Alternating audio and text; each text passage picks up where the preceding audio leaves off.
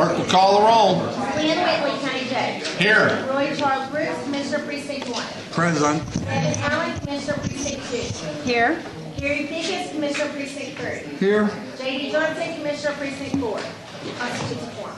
Thank you. Our invocation today will be delivered by Pastor Edson from the Household of Faith Church in Arlington.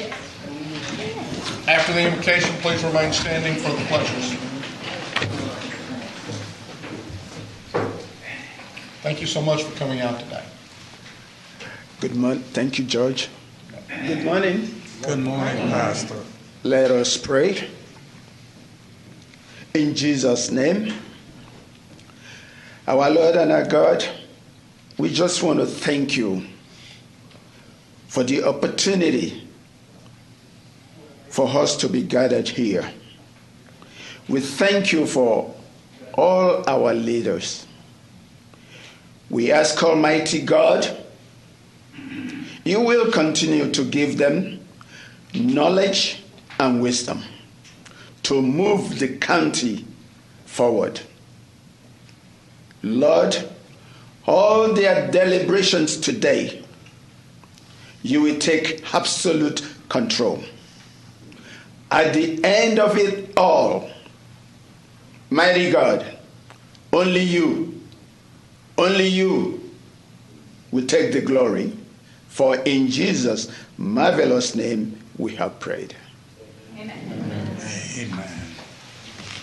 I pledge allegiance to the flag of the United States of America and to the republic for which it stands, one nation under God, indivisible, with liberty and justice for all.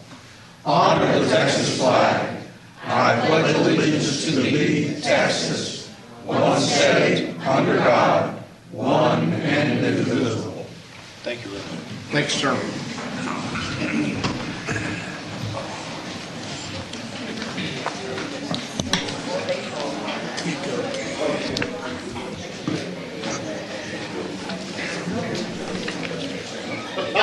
Mr. Manius.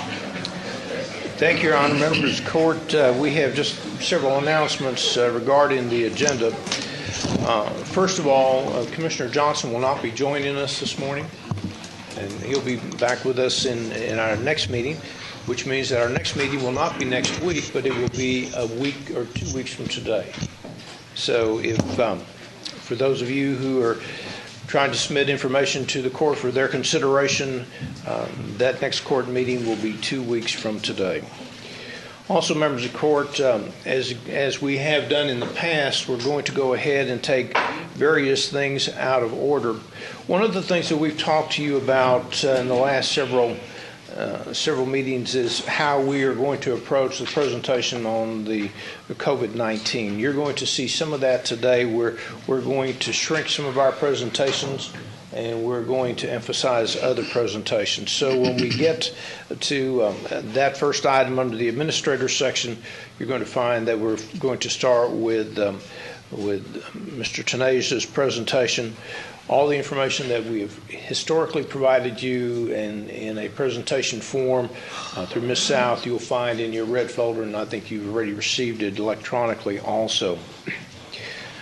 We do have a work session today, and that work session will be after closed session. So once we go into closed, we'll come back out, and then we will conduct our work session. The work session, as it was several weeks ago, deals with the county's response to the American Rescue Plan Act.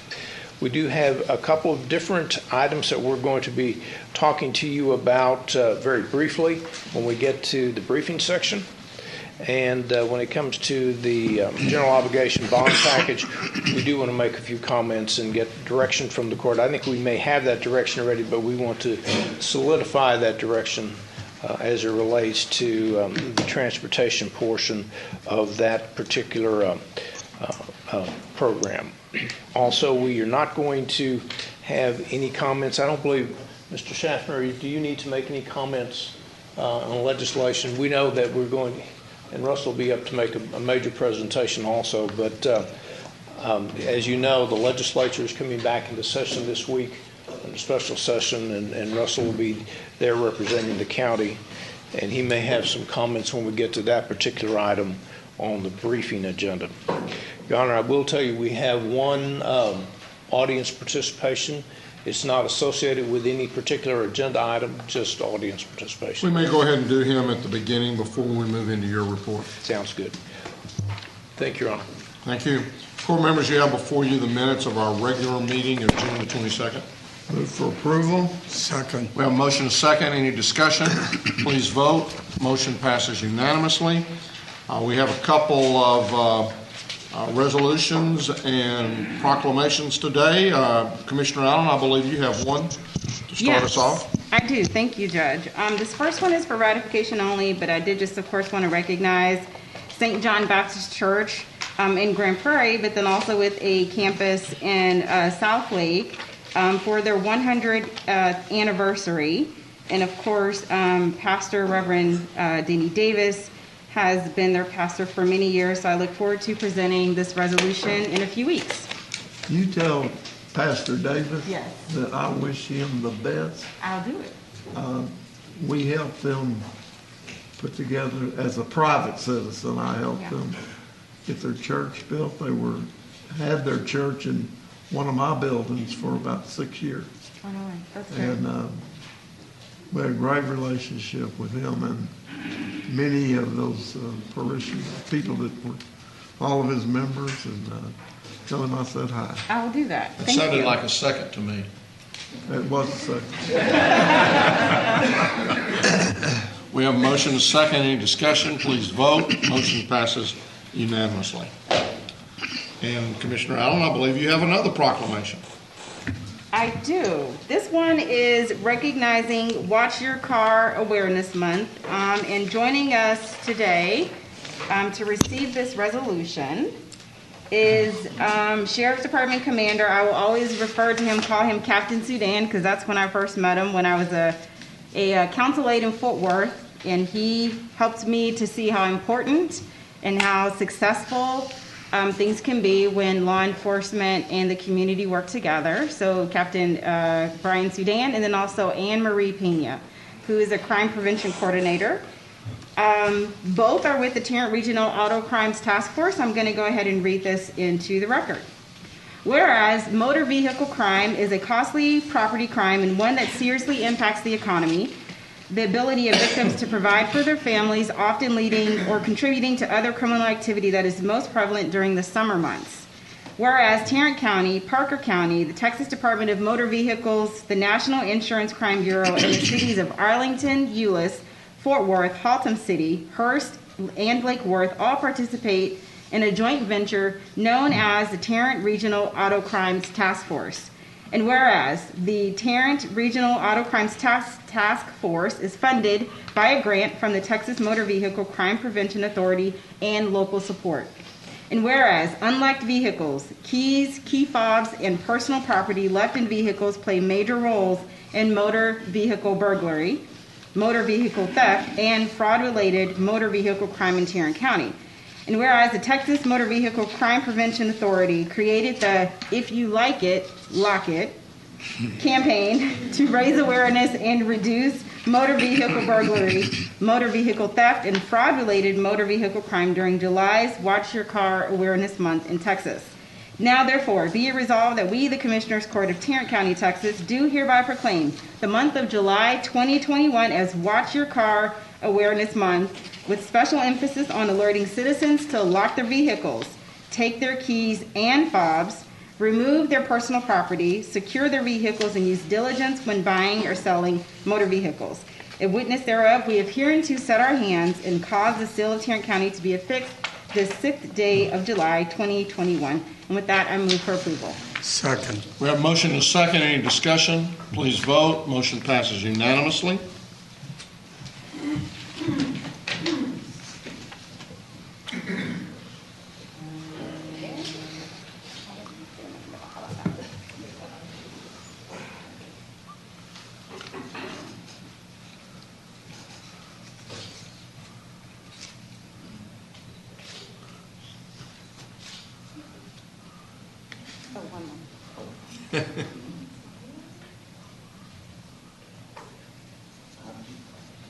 There you go. Please have a few words. Thank you. Judge Whitley, members of the court, thank you. July is Watch Your Car Month in Texas. With the start of the summer, we see dramatic increases in vehicle theft, vehicle burglaries, and theft of motor vehicle parts. In reviewing the local crime stats that I do every week, the increase has already begun. Unlike vehicles, catalytic converters, and vehicle thefts are our primary offenses that we're going to be dealing with throughout the summer. We want to impress this on the citizens to lock their vehicles, maintain their key fobs, and park in well-lit areas, and if you can, park your vehicle in your garage overnight. We see most of these crimes occurring in local neighborhoods. Your car is your most valuable asset, or one of your most valuable assets, and please take the appropriate precautions to watch your valuables and take care of them. And then I want to take a minute to brag on the task force. For the first 9 months of fiscal year 2021, the task force has already recovered 534 stolen vehicles valued at over $6.6 million, cleared 322 criminal cases, and assisted other law enforcement agencies 704 times with their cases. We've also inspected 1,243 vehicles for titling purposes. The task force is very thankful for the commissioner's court support, the support of the sheriff's office, DA's office, and the member agencies. Thank you very much. Thank you. Thank you for the work you do.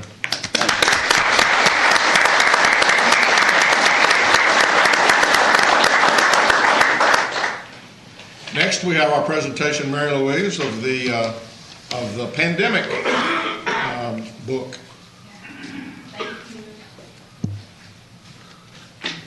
Here are your books.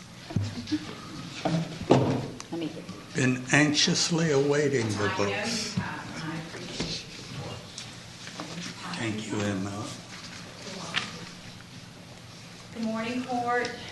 Morning. Good So morning. we have arrived. We are here with the 2020 Taran County Coronavirus Pandemic Historical book that we put together. So I want to go through a little bit about it, and I know we've all worked together hard on it, but the background and the purpose of this book was to memorialize the events of the 2020 pandemic through an illustrative narrative as they occurred in Taran County for our generation and for future generations. It was a 6-month effort, and it started in March in 2020 when Lisa Willis, everybody's familiar with Lisa, one of my team members, I brought her in when I drove down and I saw everything was shut down. I said, Lisa, start taking pictures. Get pictures of what we're seeing, our signs and what people are wearing and masks and things that were happening. So we actually started in March, but we officially kicked off in December 2020 when I talked to Judge Whitley initially and said, would you be supportive of a book? And then I went to Renee and we were able to secure fundings to get this book done. We had a professional writer, Anita Stumbo from DFW Signature Press. She's done lots of books for Fortune 500 companies, the NFL, Miss America, corporate books, so she came with a lot of talent. Our book printer was Balfour, Taylor Printing, which is a local-based company in Dallas. Our contributors on the team was Clint, myself, Michael Loughran, and Clint, my chief deputy. Our photography team, Lisa Willis. Y'all go ahead and come on up. So Lisa Willis was our main photographer in the book. Then we had Shay Strowick and Junior out of our other department as well. So this is the team that made up the Tarrant County Pandemic book. So that was the purpose of the book. So we have 176 pages, contributions from nearly every single department in Tarrant County. What we really wanted to do, and Judge Whitley and I talked about this, was to get a message from the governor. And he was gracious enough, and his team was gracious enough to add to our book. So we have a prologue by Judge Whitley, and we have a message from the governor. We have historical pages, and we talked about the 1918 pandemic. So it really is a historical book to see 100 years ago when we had a pandemic and 100 years later with the same thing. And it's so interesting, and I encourage everybody to read because what they experienced, the pros and cons, history did repeat itself, and we found that very interesting. We have a memoriam page listed for all our cities. At the time of printing, we lost 3,000 plus individuals in Tarrant County to the COVID virus, and we've memorialized them on that. We have pictures in the book showing the community work with our state and federal level partners, and in the end we had 7 pages dedicated to a collage of all our employees. Lisa and Junior and Shay went around and just started taking pictures of people in masks that wanted to be part of this. So we're very proud of this effort with the book. So in the end of the day, we talked to Judge Whitley, and I met with the court individually and GK, and we decided that they were going to order 1,500 books. But in addition to that, 200 books that I procured through our contract is going to be sent out to the local libraries. We have over 50 local libraries that we're going to City Council. We're going to make a presentation, so I'm going to reach out to each of the commissioners, see if you want to join me with your cities and your precinct to present the book. So Arlington has 9 libraries, so we're going to give them 9 books to do. We're also going to donate to our local universities, our area high schools, and of course the archives here and in the state of Texas. It was a very long journey to make this happen. I want to say I'm very proud of my team. You guys stuck through it all. GK spent a lot of time with me going over this book, and Judge Whitley and each of you, and I wanted to make sure it was done right, and particularly capturing the 5 here in GK's office and the CARES Act and everything we did. Because this book, I promise you, when we looked in the 1918, we went back to history looking at that pandemic to find information, and this book will be part of history moving forward. So on behalf of my team, I appreciate, and I truly appreciate the support of the department heads, the elected officials, everybody that felt this was important is in this book. So I appreciate it. Thank you so much. We'd love to grab a picture with you guys up there if you don't mind, and if you have any remarks, we'd love to hear them. Just that it's a job extremely well done, Thank you. Mary Louise, and chronicling what we went through the past year and a half is important for future generations, because something like this, not the same thing, but something like this can happen again. And the same set of muscles that got us through this time will get us through again. Thank you, Commissioner. We talked about the fact that well, let's go ahead and get the picture and then we can talk Let's some do it. more about that.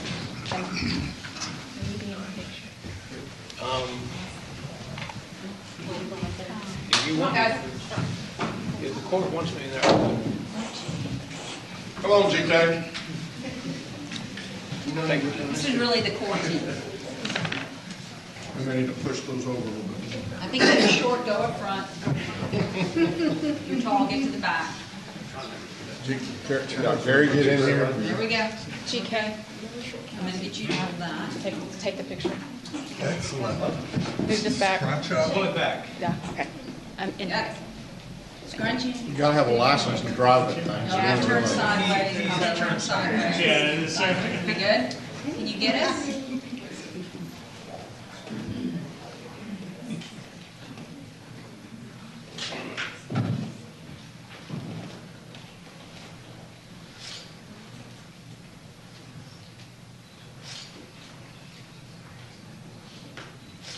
Great. Thank you. Thank you. One more. There's times when I'll stick my tongue out. Thanks. Go ahead. No, go ahead.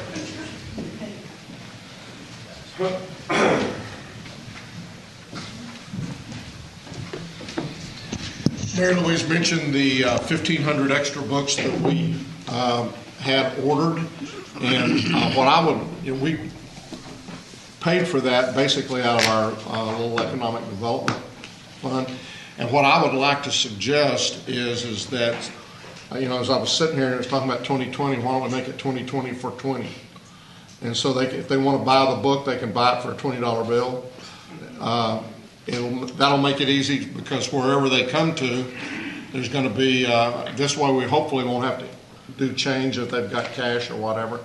And then if we have extra money left over after we've reimbursed the fund for the book, then at that point what I would say is that we donate that to United Way, or that'd be my suggestion if that's okay with everybody. That's fine. Any problems with that? Does anybody see any problem? Is Renee over there? I don't see anybody jumping up and down objecting. Money's actually coming from the foundation, Yep. and so it's not money that is expended by Tarrant County government. So we can make a recommendation to the foundation board and they can choose to go along with that or not. That's correct, but the key is that there was no governmental money utilized Correct. to buy them. That's a very good point. Thank you, Mr. Magnus. So the last thing I wanted to mention, Judge Whitley, it is set up to be put on the internal website, and it's going to have a watermark on it, so the book is available for people that want to kind of preview. It's not downloadable. You can't print it. It's got huge watermarks. So whenever GK's office is ready to push that out there, it will be on the loop on the internal website, and we'll Thank be you, good to Mr. go. Magnus. Thank you, Appreciate GK. your volunteering for that. Thanks for letting me know. Well, and great job to everyone. Thank you, Mary Louise, for your leadership. You're welcome. It was a great project. It was worthwhile. Y'all worked hard. Y'all did a great job supporting me. Thank you. Your Honor, would you like to receive You the cracked the whip on all of us. Move to receive and file the pandemic book. Second. We have a motion and a second. Any discussion? Please vote. Motion passes unanimously. Finally, since March, we have not been able to hold our employee appreciation in person. And I made my calls as usual, last minute calls yesterday. I think the 4 that I was calling said, I wonder if he's going to call us. He did. And but I had missed it, and I didn't realize how much I'd missed it until I started talking with the folks yesterday, and it was it made me feel a whole lot better. Again, I enjoy listening to the stories that our folks have to tell about their time with the county. You folks whose name I will read today, I hope that when you get to the 25-year mark, you will tell whoever is calling you at that point in time, and I'll come back and haunt them if they don't. But I've already made that statement on a couple of different things. But it was really fun to get back into the swing of doing that, and it's nice to look out and see people here who I know have dedicated their lives to public service and have make Tarrant County what Tarrant County is all about, and that's serving our citizens. And so as we start, I wanted to tell you how much I appreciate it. I'm going to go ahead and say for all of you, because I normally just say this for the rookies, the 5-year folks, but when you hear your name or what sounds like maybe it's your name, or if you know the alphabet, if you know alphabetically you're supposed to be the next one, stand up. Don't, my phonetics leave a lot to be desired. So we're going to start off with our 5-year employees. Again, I'll call your name, stand up, remain standing until your group is complete. So the first one is Amy Aguirre Gonzalez from the County Clerk's Office, Mark Johnson from the Sheriff's Office, Daniel Monte from the Criminal District Attorney's Office, Shannon Navarez, County Clerk, Solana Ortez, Tax Office, and Edward the Third. Edward, Probisky. Yeah, I need mine in here. Sheriff's Office. These are our 5-year employees. Let's give them a hand.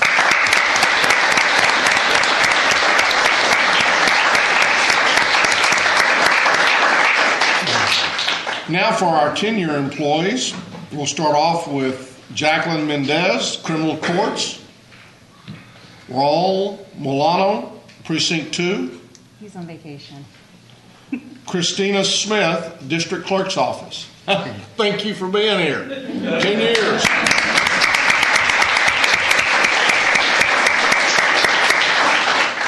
Now our 15-year employees: Cody Bell, Sheriff's Office; Adam Colbert, Juvenile Services;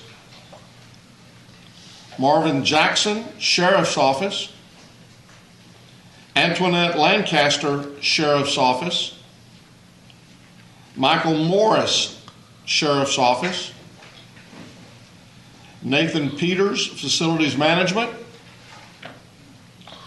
Dana Rowe, Tax Office; There's one. Mariana Sherwood, Criminal District Attorney's Office; and Twan Tree, Sheriff's Office. These are our 15-year employees.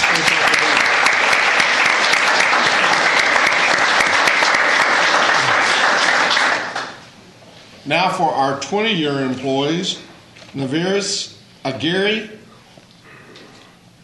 Elections; Claudia Lopez, Public Health; Brent Porhiski, Facilities Management.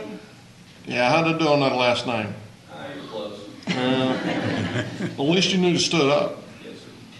Mark Thomas, Precinct 1. Charles Tucker, Facilities Management. Thank you. Tracy Wood, County Court at Law Number 1. Leslie Young, 233rd District Court. These are our 20-year employees. Let's give them a hand.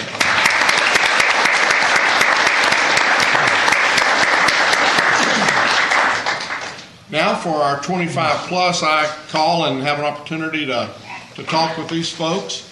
Our first is George Tabor, Precinct 1 Supervisor, 25 years. George started out in transportation as one of our surveyors, and then he transferred out to Precinct 1 as I think, surveyor as well as an operator too. He's now a supervisor, but George is getting ready to retire. He's going to retire at the end of this month, or at least I think he's going to retire at the end of this month. When I asked him about his most memorable moments, he said it was working with folks to help them, after the tornado that hit Fort Worth. It was being down here to just participate and do whatever we could. What he likes most is helping people to solve their problems. And he said, I'm really going to miss that. He said, I love the folks that I've had a chance to work with. And then he said the benefits that the county offers is also something that's very nice. If I asked him, he said, I'm just going to miss everyone that I've had a chance to work with. And George, we're going to miss you, and we thank you so much for the 25 years you've given to Tarrant County.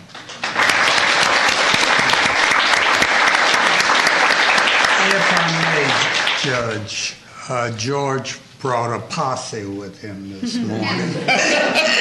He brought his beautiful wife. Would Stand you up, stand please. up? And he brought Joe Trammell. Yeah, well, thank y'all for being here also.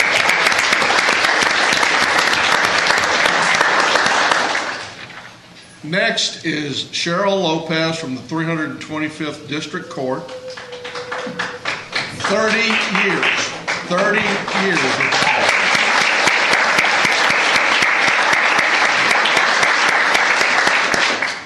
Now, she started out with Judge O'Reilly, and then after that, she's worked with Judge Wells.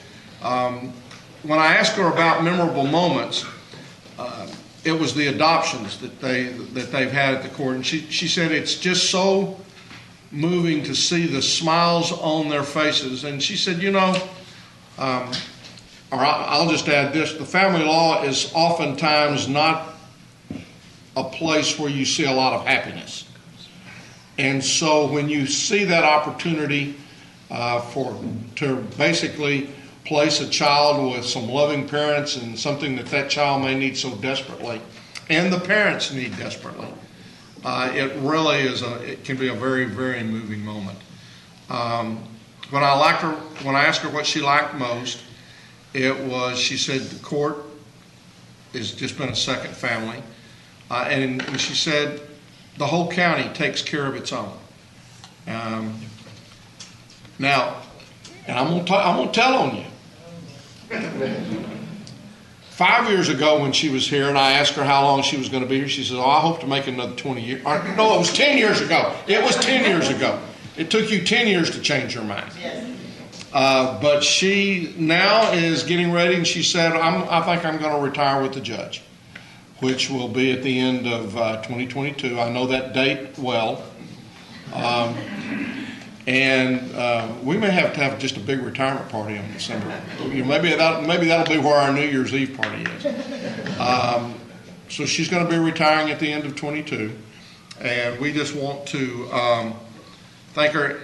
The other thing, she said she has some great memories. She said, I really want to thank Judge Wells for being such an awesome person to work with. And she said, I just feel blessed to have had a chance to have worked with Tarrant County. Cheryl, thank you for your 30 years, and thank you for being a part of Tarrant County's family.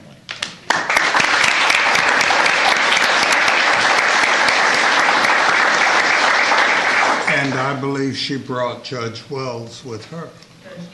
Judge DeAng, no, this is No. not Judge Wells. That's not Judge I will Wells. not be retiring. Judge Wells was in a hearing and could not make it. Well, thank you, Lord, for being here. Next, Lisa Arneson, Auxiliary District Court Coordinator, 35 years, 325th District Court, Judge Wells Administrator. Lisa has been here. She retired. They brought her back. In 2014, she retired in July, and then the judges from the family law section pulled her back in. She said it has been a privilege to help the people at a time when they are lost or distressed, and again, that's the family law area. She said, I've loved being a county employee. She's very appreciative of the way, Suzanne, when she was the county clerk, helped her mother during her fight with pancreatic cancer, and the way Tom supported her, Tom Wilder. She worked for 28 and a half years in the district clerk's office, and then has come back. And this is something I think that certainly bears reporting. There was an effort statewide to, let me go back up here and find exactly the way I want to read it.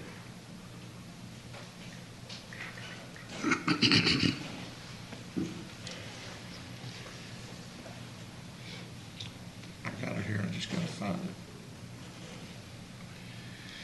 There was an effort for a work group, and it was 5 people from across the state that were asked to put together and design the first family law monthly statistical report. And so each one of them designed it, and each one of them turned it in. And they selected Lisa's, and then they tweaked it a little bit, but that report is now the statewide model for how the family law courts report their monthly statistics. And I think that's something, I think it again points out how dedicated our employees are to not just doing their job, but to making their area a better area and more accessible to the people that we all serve. And so, Lisa, I can't again tell you how much I appreciate the work you've done for Tarrant County over the 35 years you've been a part of this. Thank you very, very much, and we just can't tell you how much we appreciate it.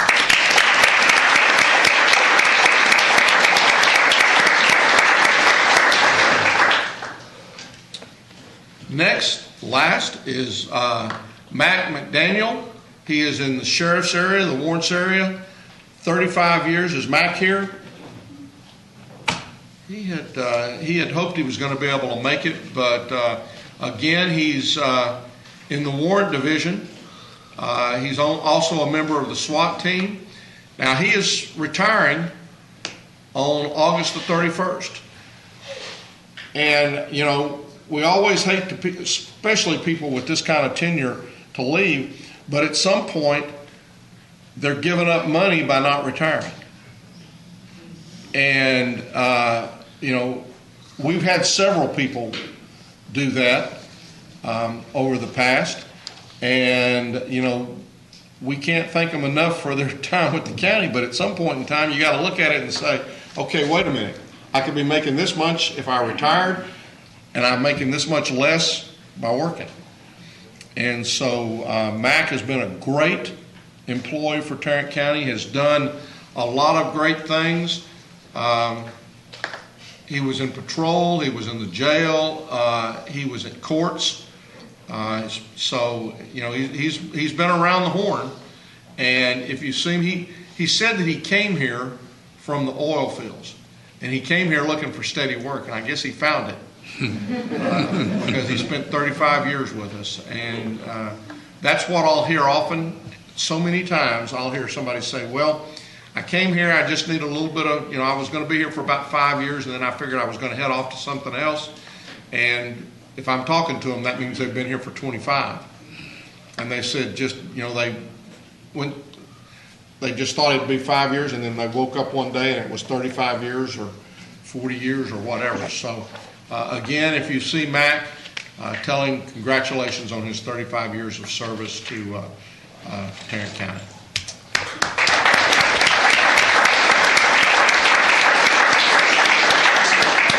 Now that's a total of 460 years of service to the county. And again, I cannot stress this enough. You're what makes Tarrant County the place it is, the place that people can come and get help and be treated with respect.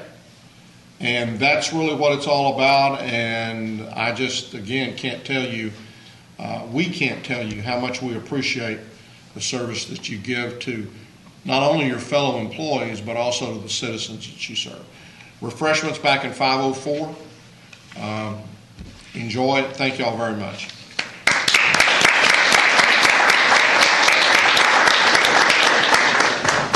Give me a minute. Okay. You keep going. There goes one.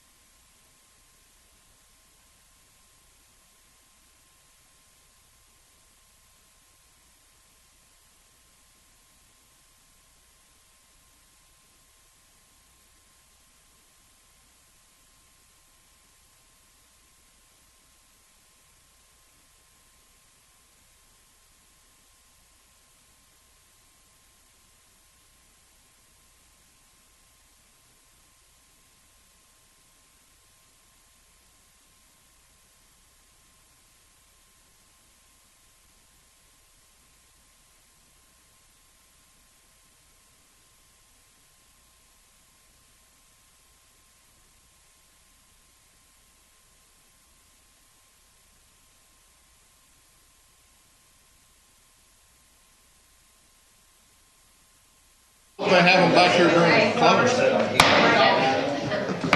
I move that we receive and file the personnel employee recognition. Second. We have a motion and a second. Please vote. Motion passes unanimously. Court members, you have before you our consent agenda. Move approval of the consent agenda. Second? We have a motion and a second to approve the consent agenda. Any discussion? Please vote. Motion passes unanimously. Let's do our audience participation at this point in time. Mr. Torlankasi. And hopefully I didn't get the name too badly. But. You're close. Judge Whitley, Commissioners, I had no idea I would be back this soon to visit with you. Today I wanted to talk about the difference between price and cost. When I say price, I don't mean the one-day retired and now candidate for county judge. I'm talking about those 40 years ago when I took an accounting class at Texas A&M. Unlike you, I'm not a CPA or an attorney. Well, I'm not an attorney. I understand. Make that perfectly clear. But you are a CPA. So I wanted to talk mostly to the conservatives on the court because conservatives are believed to be good stewards of the citizens' taxes and frugal spenders of money. And after what I experienced in the last 2 weeks, this weekend I got an email from the Sheriff's Department about my FOIA request about records that deputies that normally protect this room recorded. Unfortunately, that evidence was deleted before I could get it. But when I left the Commissioner's Court last week, I walked across the street where the latest circus conducted by the sheriff was taking place while y'all were still meeting in this room. About 40 individuals that were not law enforcement, were not military, that looked like either vigilantes or mercenaries, were blocking the handicap spaces, parked on the sidewalk, had the thin blue line flag.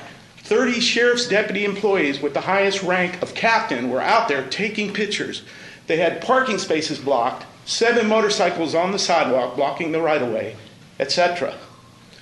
When is this clown show going to stop? And here's my point. One of the senior staff from the Sheriff's Department will come up and talk about budget, and every year you use taxpayer funds to fund the Sheriff's Department. That's the price that you approve of.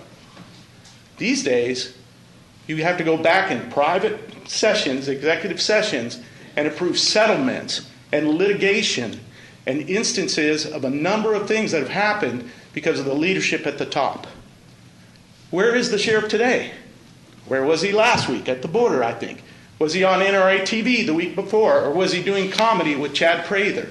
The list can go on and on. But the truth is that the price is our budget, but the cost is the settlements, the premiums, the public image. When he wears that uniform that we, the taxpayers, paid for, he goes out in public, and he's daily on the front page of the newspaper.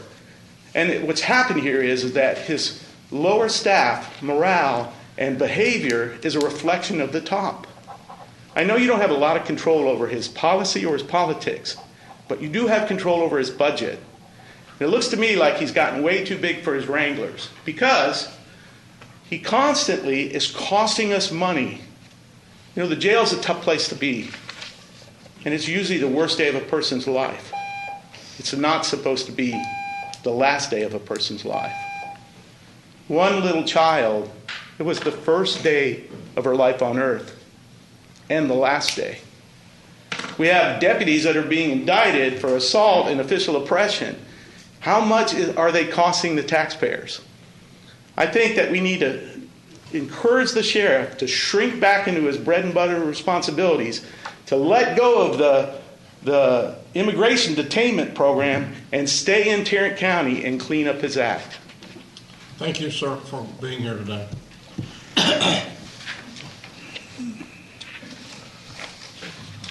Mr. Manius. Okay, members of the court, we're going to go into the administrator section. And just a quick note on item number 1. If you have any questions, Ms. South will be available to answer that. But we have provided you a court communication, and it includes our slide deck, as you've seen just about every week. Also, Ms. Wortham has provided her 2-page document, which details some of the more creates greater detail as it relates to testing and issues such as that. If there are no questions as it relates to that particular one, then I'm going to ask Mr. Tenasia to come forward and do his presentation, which is a briefing item. Does anyone have any questions of Megan? No. Hi, Megan. Hi, Megan. Good job. Now we have extra questions for Mr. Tenasia. Oh, hope not. I was hoping to pull a Megan pretty soon. Doesn't look like it, baby. Sorry. I know. All right, so we're back after a 1-week hiatus on the emerging health issues, and what a drastic change, actually, and not for the good. We're taking a turn up, so things are starting to perk up again in COVID world. 263,000 cases total. I think the actual is like 263,700 something. 3,580 deaths, and the big news here is that the hospitalizations are starting to trend up. Now, that's happening in the entire trauma service area and across the state of Texas, but significantly in Tarrant County. Even though the colors for Parker County and Palo Pinto may look darker, the bulk of the hospitalizations are actually happening in Tarrant County and Dallas County, and we're unfortunately in the lead. Is that a lot because of the fact that Parker and Palo Pinto County don't have very many hospitals? Correct, yes. So, like, for example, in Parker, there's only 7 people hospitalized, but their color and percentage is a lot higher because they don't have much hospital capacity. We, on the other hand, have 174 people in the hospital, which is the lead in the area, unfortunately.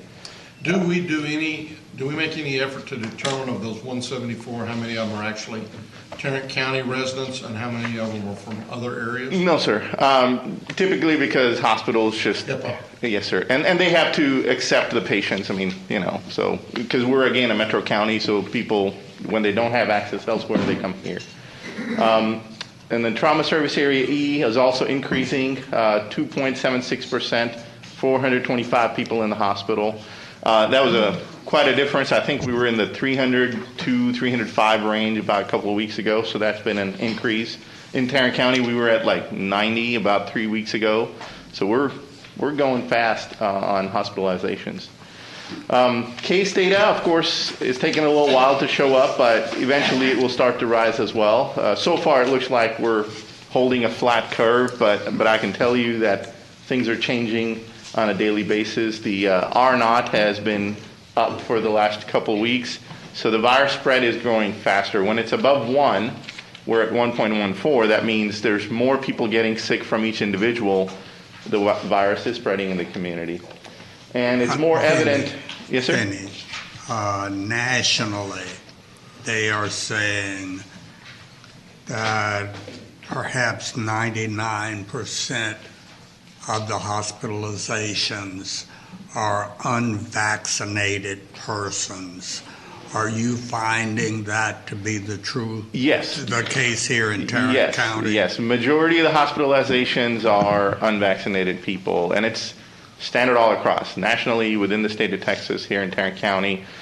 I'll tell you that out of 1.5 million doses given, we've recorded, 91 cases of breakthrough infections, people who had vaccination and still got COVID.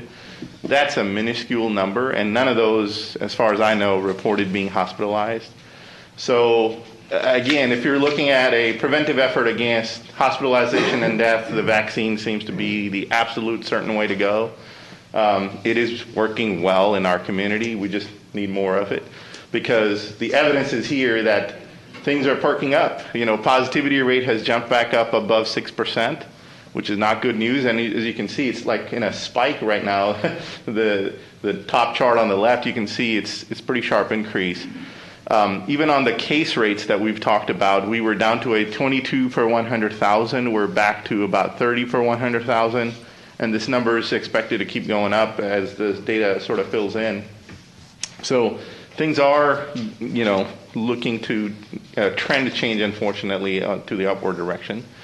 So that was COVID. Here's what's also happening in the background. We were worried about flu last year, making a doubleheader, but RSV, respiratory syncytial virus, primarily impacts young kids and older adults.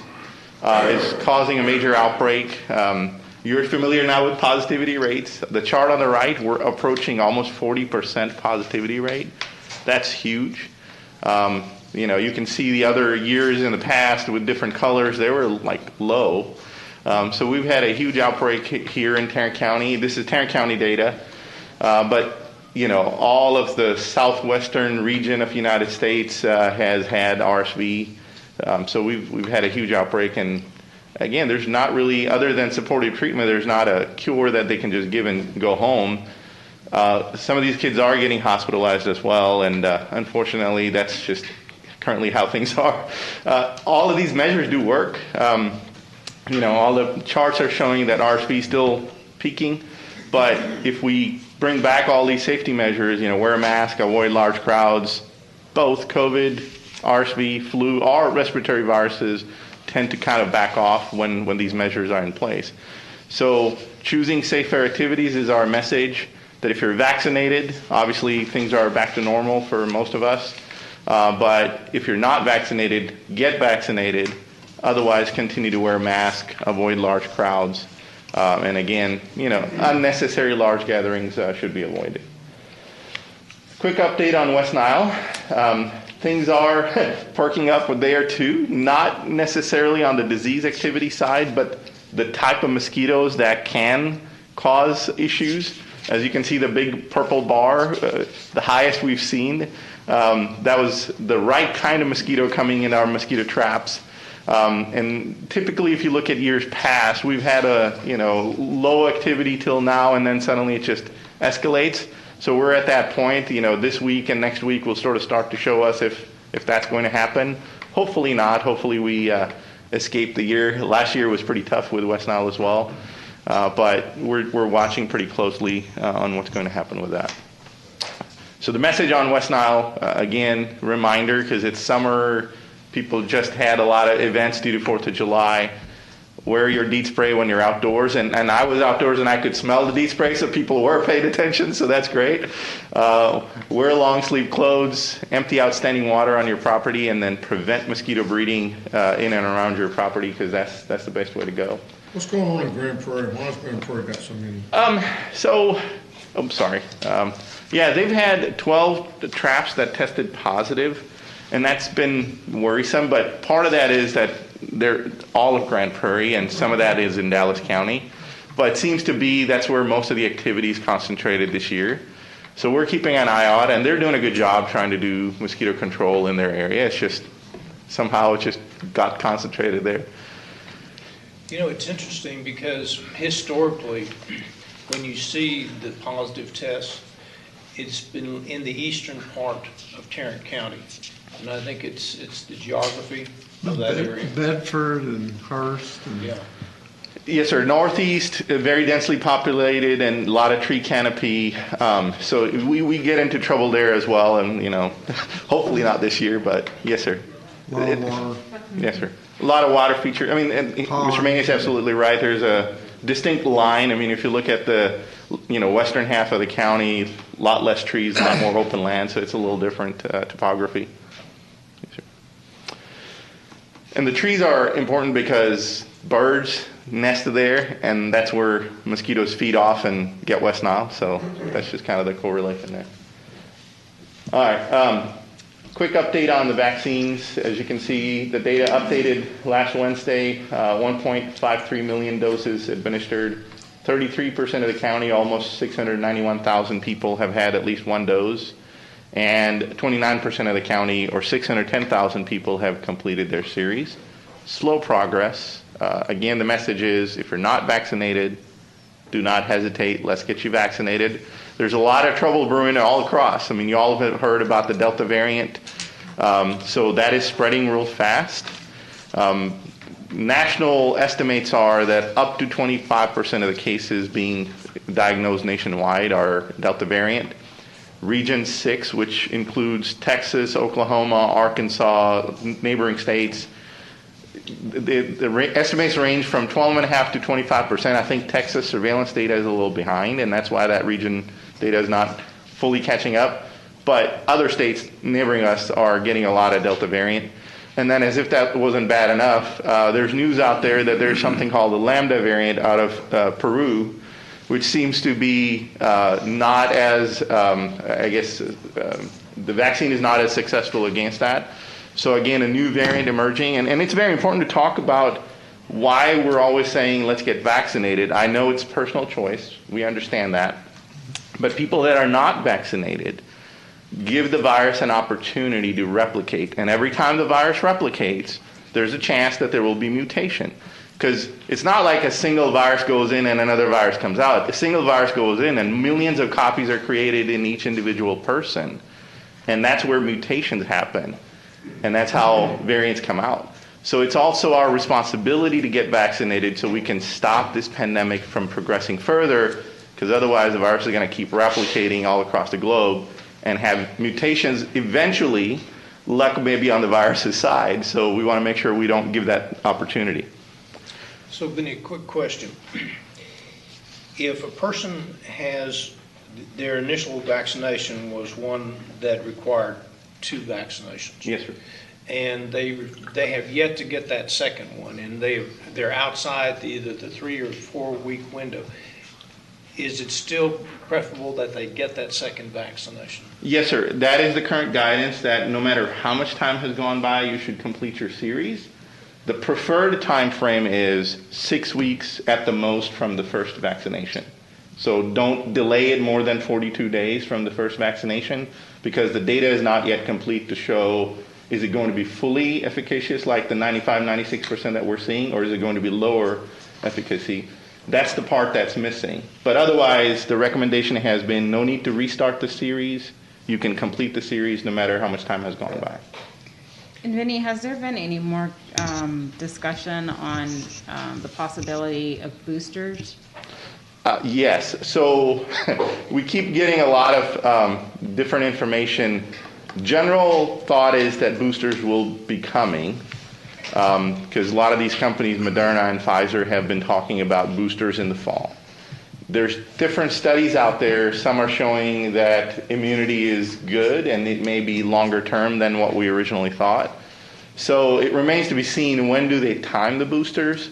But again, nothing's been approved at this point, so we're just kind of waiting to see what these pharma companies come out with and get approved for.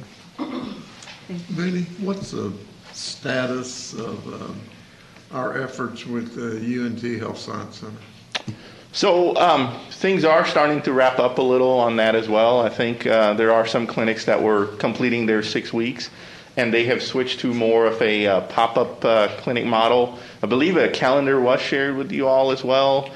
I don't have that in the slides. 30 days. We signed up 30 days. So today, when you approve the consent agenda, you accepted their letter, and I think the letter is pretty definitive as to why, but they have given us, and we've worked with them, they've given us a 30-day notice, and so their contract will expire at the end of July. Obviously, they've said if they needed to come back or anything, they'd be more than happy to. But it's all shifting. We're moving from big sites to more mobile sites to these hard-to-reach groups, and there's been a lot of groups coming forward to do these one-off type sites, and so it was more advantageous to all of us if that contract would end at the end of July. We are going to try to keep their website open, because we don't want to have anyone that may have been going to that website and not being able to get anything. So we'll tag that in with public health. Yes, sir. And perfect segue into our clinic schedule for July. Similar approach. We're not shutting down our clinics, but we're also looking at consolidating where operations happen. So for example, we had been running Resource Connection and the location in Hearst sort of parallel, just a 1 day off. and they were running an entire week. And if you all recall, the conference center agreement ended on June 30th. So we've consolidated that vaccine operation across the street at the Hearst Fire Station, the main building. They have a nice parking lot.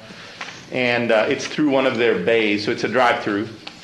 So what we're proposing in July is that we're going to do about 3.5 days at Resource Connection and about 3 days at Hearst. And we will have late days on Wednesdays and Thursdays. We'll have Sunday coverage, only a couple hours, because we were doing about a half a day on Sundays, and most of the traffic was within the first couple of hours. And then we'll have Saturday operations at Hearst, and it will be a full day. So in essence, we'll have all 7 days covered. It's just going to be split up between the two sites, and these are COVID-only sites. And then what we're also doing is extending our Sundance Square operation.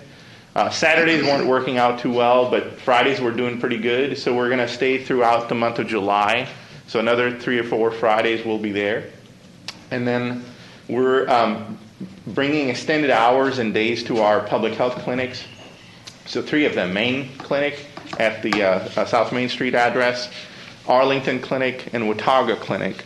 We're going to have extended hours, 12-hour days, so either 7 a.m. to 7 p.m. or 8 a.m. to 8 p.m., and then we'll have Saturday coverage at Watauga and Arlington and Sunday coverage at the main building. These locations will offer COVID as one of the vaccines, but because these are public health clinics, we have all our vaccines available. And the idea to do this in July is to encourage parents to get an early start on back-to-school vaccinations. CDC has made that known, and it was obvious that a lot of people, when they stayed home or did online learning, vaccines got missed. They didn't go to their doctor's appointments. And this year, when we get back into the fall, the chances that there's going to be a lot of kids that are behind on vaccines. Data is showing us that. So we're offering an early opportunity to get ahead of long lines that happen in August at back-to-school shot rush. Come to our clinics, extended hours, extended days, get vaccinated, and while you're there, if your child is eligible for COVID vaccine or you're eligible for COVID vaccine, let's just get it done. So that's kind of the improved schedule in response to declining crowds at COVID-only sites. But the pop-up locations are continuing, and it's an ad hoc basis. I didn't list all of them, but some of the highlights are that we're doing a partnership with the Fort Worth Zoo. So they have half-price Wednesdays for zoo admission, and we're just going to be there available on those days because there's large crowds that come there. And we're going to offer COVID vaccine, I think, in July and early August. There's at least 3 or 4 clinics planned. And then, there's the William Mcdonald YMCA, again, one of the lower served areas, 76105. Commissioner, you and I talked about it. That's a partnership that we're going to try to enhance and get some clinics out there as well. So lots of different changes, but again, it's a slow progress moving away from COVID-only vaccine clinics to generalized improvement in vaccine capacity within our community. So that's all I have. I'd be happy to answer any questions. I just have a comment, Judge, regarding the University of North Texas Health Science Center's activity.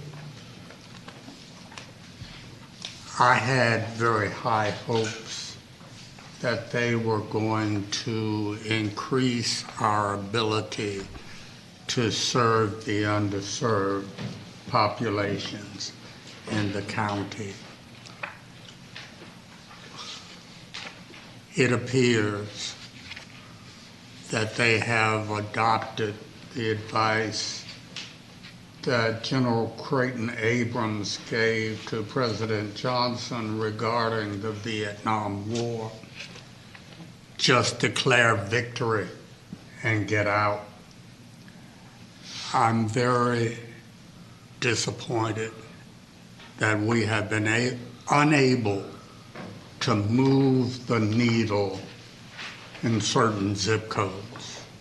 Then he mentioned 76105.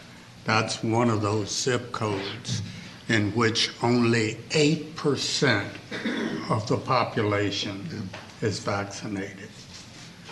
We have not been effective in reaching out to serve the underserved, and I'm tremendously disappointed. Well, and I guess to that end, what additional do you think we should, or, I mean, it is a very difficult population we've shown to reach. Do you feel like there were other things that could have been done that weren't done? Because I think that, you know, we've said all along we need to get into there and get into the neighborhoods. But Judge, we hired UNT Health Science Center, and they hired OptumServe because they were the supposed experts on how to reach underserved communities. If I had the magic bullet, then we would not have needed to hire UNT Health Science Center and OptumServe in the first place. Well, they were supposed to come to us and tell us how to move the needle in these communities. And it just has not happened. They just completed, OptumServe just completed their community focus groups and all of that. Just completed that. Probably have not even had enough time to crunch the numbers and determine what the trends are. And they're out of here. I'm disappointed. Commissioner Brooks and I, in partnership with OptumServe, hosted a 3-hour community listening session. That was just, what, two and a half weeks ago. And I'm not sure what the result of that was. And that is in keeping with the lack of follow-up from UNT. Even a few weeks ago, I made my concerns very clear. Not a single person from UNT bothered to follow up with me to get the list of very specific examples I had of where there were needs for improvement. So I think I trust before that meeting, they had already decided that they were done, and maybe it was just reconfirmed with that discussion. So I don't know. I echo Commissioner Brooks's Well, we will sentiments. continue to work with our public health department We will. and see if we can't develop strategies to serve those communities, because we will not work our way out of this pandemic until each and every community is served.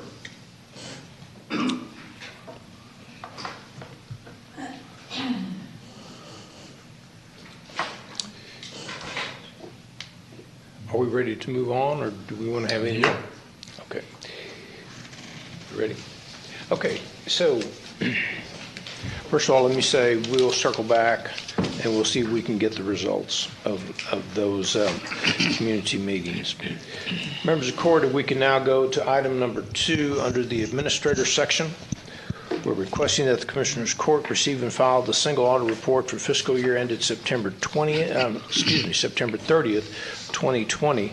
This includes both federal and state audits. Move approval. Second? we have a motion and a second. Any discussion? Please vote. Motion passes unanimously. Thank you, Your Honor.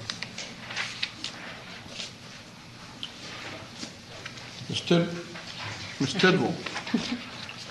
I'm sure. Can't see over there.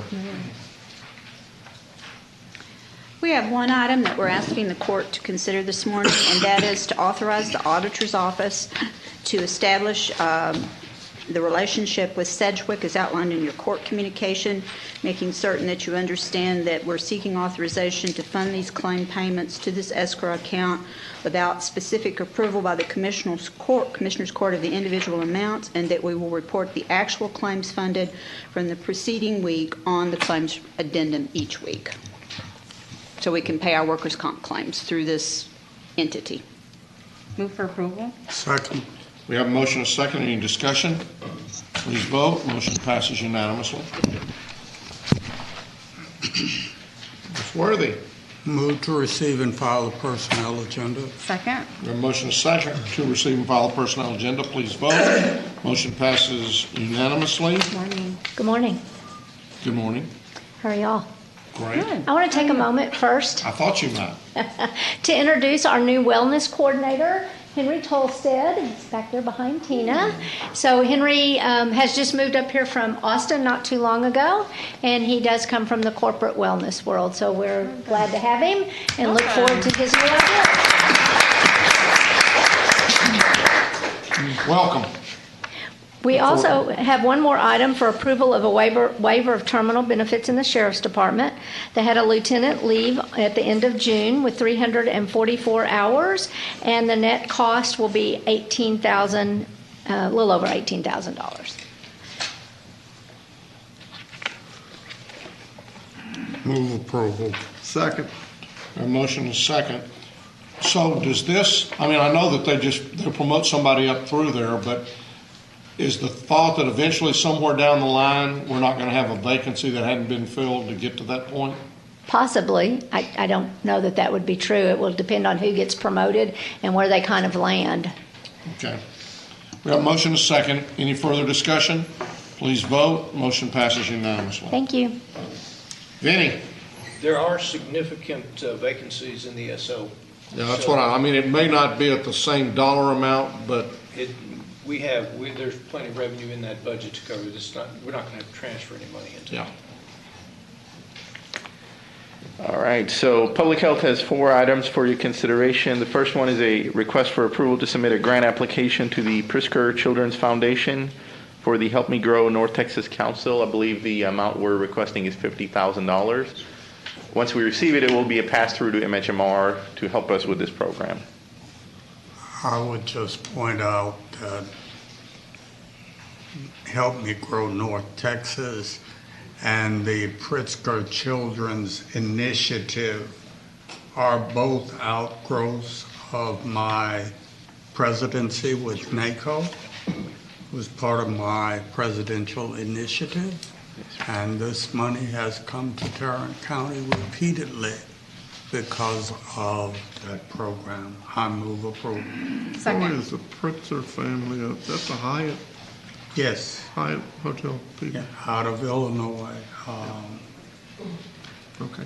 Headed by Second. the current governor of Illinois, who is a Pritzker. Oh, really? Oh. Second. We have a motion in 2 seconds. Oh. Second. Please vote. Motion passes unanimously. Thank you. Second item is the request for approval for 3 memorandums of understanding between Taran County, UT Southwestern, Mount Creek Cancer Center, Samaritan Housing, and AIDS Outreach Center to utilize various services for people living with HIV and AIDS in Taran County. Move for approval. Second. We have a motion and a second. Any discussion? Please vote. Motion passes unanimously. Thank you. The next item is to request approval for an association of American Medical Colleges Uniform Clinical Training Affiliation Agreement between Taran County and Texas Christian University and the University of North Texas Health Science School of Medicine. This will allow rotations at Public Health to give their medical students experience in public health. Move for approval. Second. We have a motion and a second. Any discussion? Please vote. Motion passes unanimously. Thank you. The last item, we're requesting approval to have a remote access agreement between Taran County Public Health and the AIDS Healthcare Foundation for disease surveillance, outreach, and prevention program. They will allow us remote access into their EMR so we can do follow-up and surveillance. Move approval. Second. We have a motion and a second. Any discussion? Please vote. Motion passes unanimously. Thank you.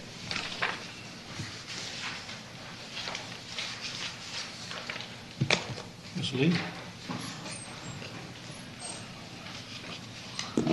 Morning. Good morning. Good morning. Good morning, Melissa. We have 4 items for your consideration. The first item is an award recommendation for bid number 2021-104. This is our annual contract for roofing and waterproofing repair services for facilities management, awarding to the various vendors listed in your court communique per unit price, per hourly rate, and discount from list. Move for approval. Second. We have a motion and a second. Any discussion? Please vote. Motion passes unanimously. The second item is an award recommendation regarding bid number 2021-108, This is our annual contract for copy paper, envelopes, and other related products, countywide, awarding to the primary and secondary vendors listed in your court communique per unit price. Move for approval. Second. We have a motion and a second. Any discussion? Please vote. Motion passes unanimously. Third item is regarding RFP number 2021-100 for transportation services for juvenile justice alternative education program. For juvenile services, we are requesting approval to reject all proposals and rebid with revised specifications. And why is that?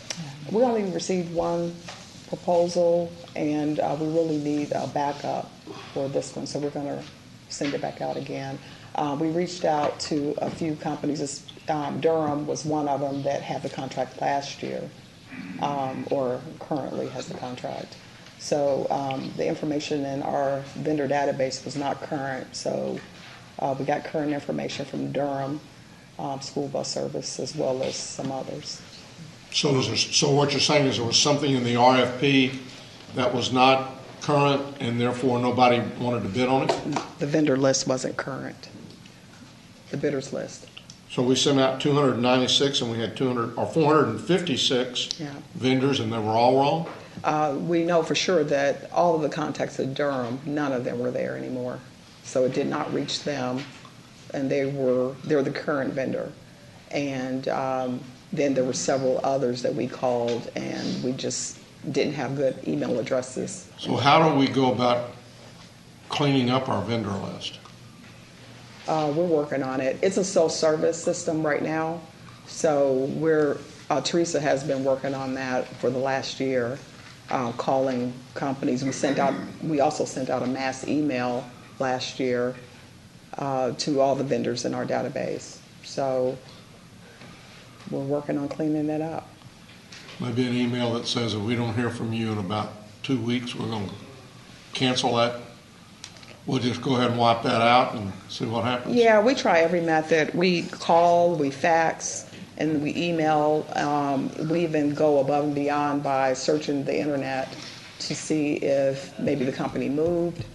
The only time we take them off completely if the internet shows that they no longer have an address.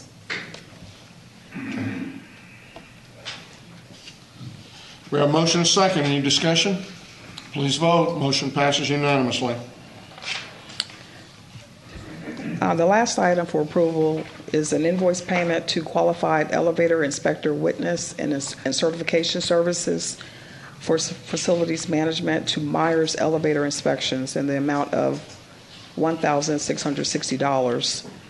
This was a subcontractor of the previous contractor, Dale Toller, who passed away a few months ago from COVID. He was our current elevator inspector. And when he caught COVID, he hired Mr. Meyer elevator inspectors to finish the work of inspecting the elevators. So the only way to pay Mr. Myers, he had to send us an invoice to complete the rest of the inspections. And that's what this invoice is. So therefore we didn't have anything with him, and so therefore we're...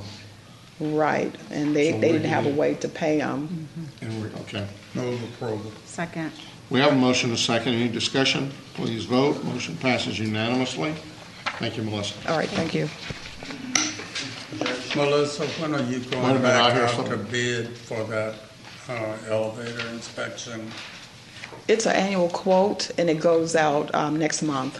The next set of elevator inspections will come up in October. All right, thank you. Chris, where you going? I'm told that the clerks did not have a motion in a second for number 3, reflecting the record. You had a motion. We have it. Move approval. Second. Maybe I thought I seconded. We have a motion and a second. Please vote again. Motion still passes unanimously. Commissioner Johnson, on our commissioners on interlocal agreements, Commissioner Johnson has a interlocal agreement there. I will ask the question that he always asks: has it been approved by the district attorney's office? It has been. Then I'll move its approval. Second. We have a motion and a second. Any discussion? Please vote. Motion passes unanimously. Are there any appointments today? Being none, then we'll move forward to approval of the claims, including the addendum. Move approval of the claims, including the addendum. Second? We have a motion and a second to approve the claims, including the addendum. Please vote. Motion passes unanimously. Briefing items, Mr. Manius. Thank you, Your Honor. Members of the court, first let me say that if there's going to be any questions as it relates to the Texas legislature, do you have any reports that you want to make at this time? Okay. And the special session starts next Thursday? Starts this Thursday. This Thursday, okay. Day after tomorrow. And they'll have we have no agenda as of yet. Okay. I would like to talk a little bit about item C, which is the general obligation bond program. Just a few cleanup items. I think that we had received fairly clear direction from the court, but I want to reconfirm that. As you know, we've had 24 different municipalities who have submitted a total of about 196 different projects, and our PEC, our Project Evaluation Committee, has been going through that, and they've been working diligently with the Transportation Department and also the consultants. One of the questions that has arisen and is, as we go through the rankings, because we do have submissions by all 24 cities, it was my understanding from the court that regardless of how the municipalities fell in the rankings, as long as they had a qualified project, that each of those jurisdictions would get at least one project. We said to them that we hoped they would spread it around, but I didn't necessarily believe that we said that everybody has to get one project. So I'm going to ask that we consider that, because there's been an effort made by these municipalities. If they have a qualified program, and if they submit that, it could be funded from either this particular revenue source, or we've had some discussion about using the current discretionary funds by some of the court members, as long as they were able to get a project that they submitted, a legitimate one, that qualified, that they would receive some funding. Well, my only problem with that is let's say, for example, that City of Fort Worth says, okay, we know we can get one program, so let's take our biggest program we've got and let's submit that as the program, and now we know we'll get it. No, Judge, all the programs have been, all the projects have already been submitted. Okay, so all I'm asking is that we make sure that as we list the programs, that within that first tranche of $200 million, that we have a representative program from each of the jurisdictions that have submitted a project. I don't have a problem with that. I think it's so important for the passage of our bond issue that we involve as every community that we can.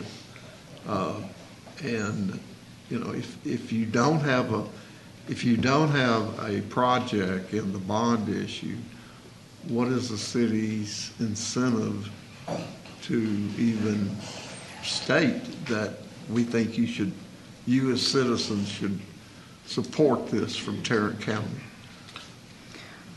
I think that's essential to the success of the program. I agree. To me, it still comes down to an equity issue where we're not pitting a smaller municipality over a larger one, or vice versa, in all the ways that our cities are so diverse. I think our goal should be that each city get a project. I'm agnostic on that. I can see the arguments that my colleagues have made in favor of that proposition. It's just that I've never believed in giving somebody something just because they showed up. It's got to rank well.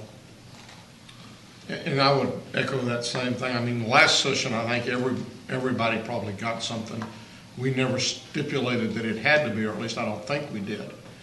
And the benefit is that a lot of these roads, people don't just drive within their city.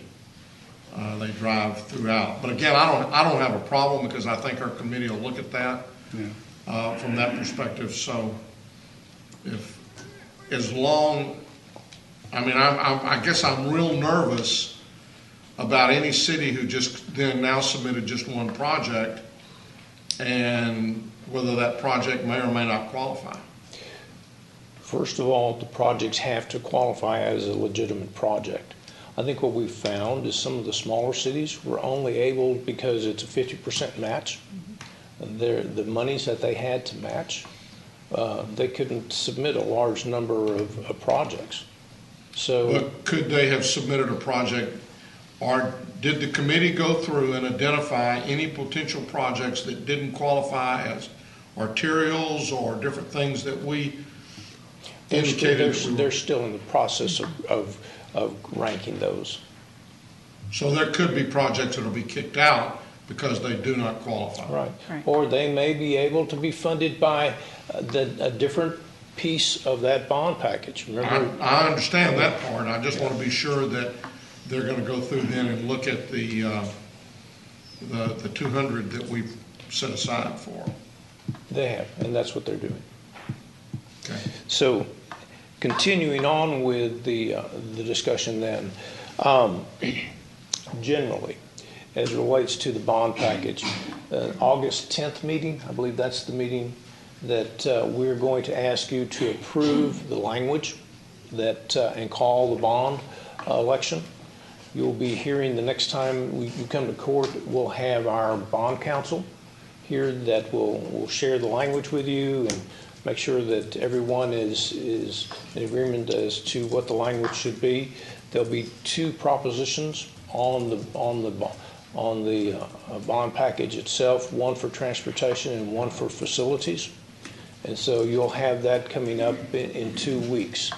And I also believe that Hilltop has provided you all with another spreadsheet. You all had asked for some numbers. And I think Laura Alexander has sent those numbers to you, so that I believe you all had asked for one more calculation. Of course, those calculations, these are all projections, and they'll be determined by AV values and interest rates that we can get on our debt. I just request that be resent. I don't recall seeing it. I could have don't missed recall it. seeing it either. Okay. We did. Okay. Okay, Thank you, we'll Mayor. resend it then. Okay. Okay. All right, very good. That's all that we have as it relates to this particular item this morning. And, Your Honor, I do not have anything else for us this morning. If we can go into close, then we'll come back and do our work session afterwards. Okay. At this time, we'll recess our open meeting and proceed to close to discuss items. Amazon's up 160. Wouldn't buy that.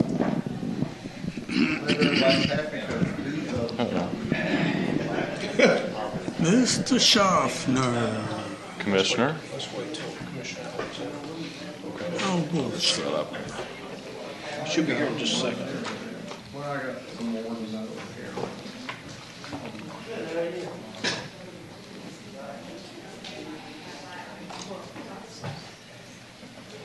You get any more real estate stuff?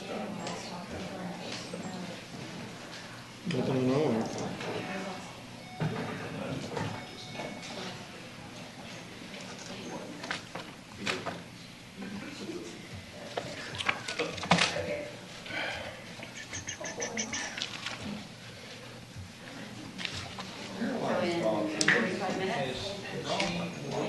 Well, it's because they don't have their canceling flights and all the people.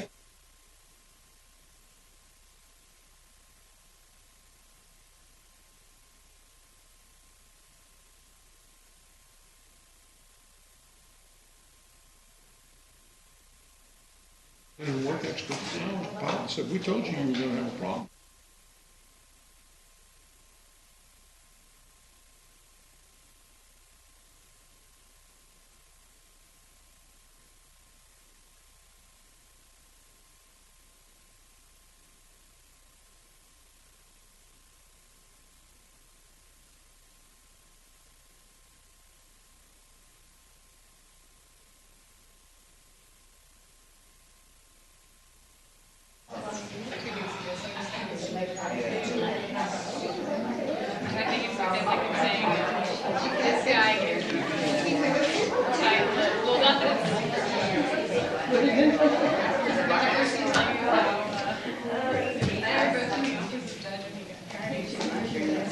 Not ready? Okay. 30 seconds is the theme with you.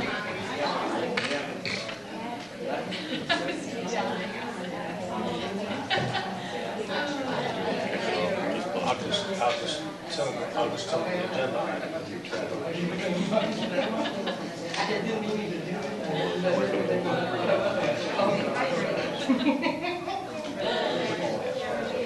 Is that your goal? To have that consent? I always drink one. I never drink. That's okay. Carbonated drinks. That's why we get the big one. All right, here we go.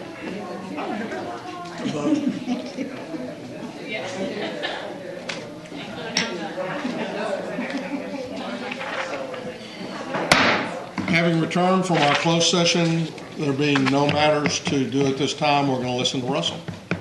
So we're going to go ahead and go to the work session, which is item 17A. Mr. Schaffner. Thank you, Mr. Manius. Good afternoon, Judge and Commissioners. Hi, Russell. Today we're going to go through work session number 2. So this work session will deal with our first focus area that you all approved a couple weeks ago at the first work session, which we're going to work through preparing for the future. So this is the ARPA slide. You're going to continue to see this slide. It'll be at the first of all of our presentations. This one in particular, we've tried to work on expanding the various federal initiatives to show where the various funds through the American Rescue Plan Act are going. So again, if you'll look on the left-hand side of the chart, you have the fiscal recovery funds. This is the FRF funds, the 204 that's in the county's bank account. And the other with the federal initiatives, the various programs you see and various items. We do not yet have regulations for all and regulations and allocations for all of these programs, and we'll be keeping the court abreast as we do develop those out. But wanted to make sure we show those two. We have specifically public health on there.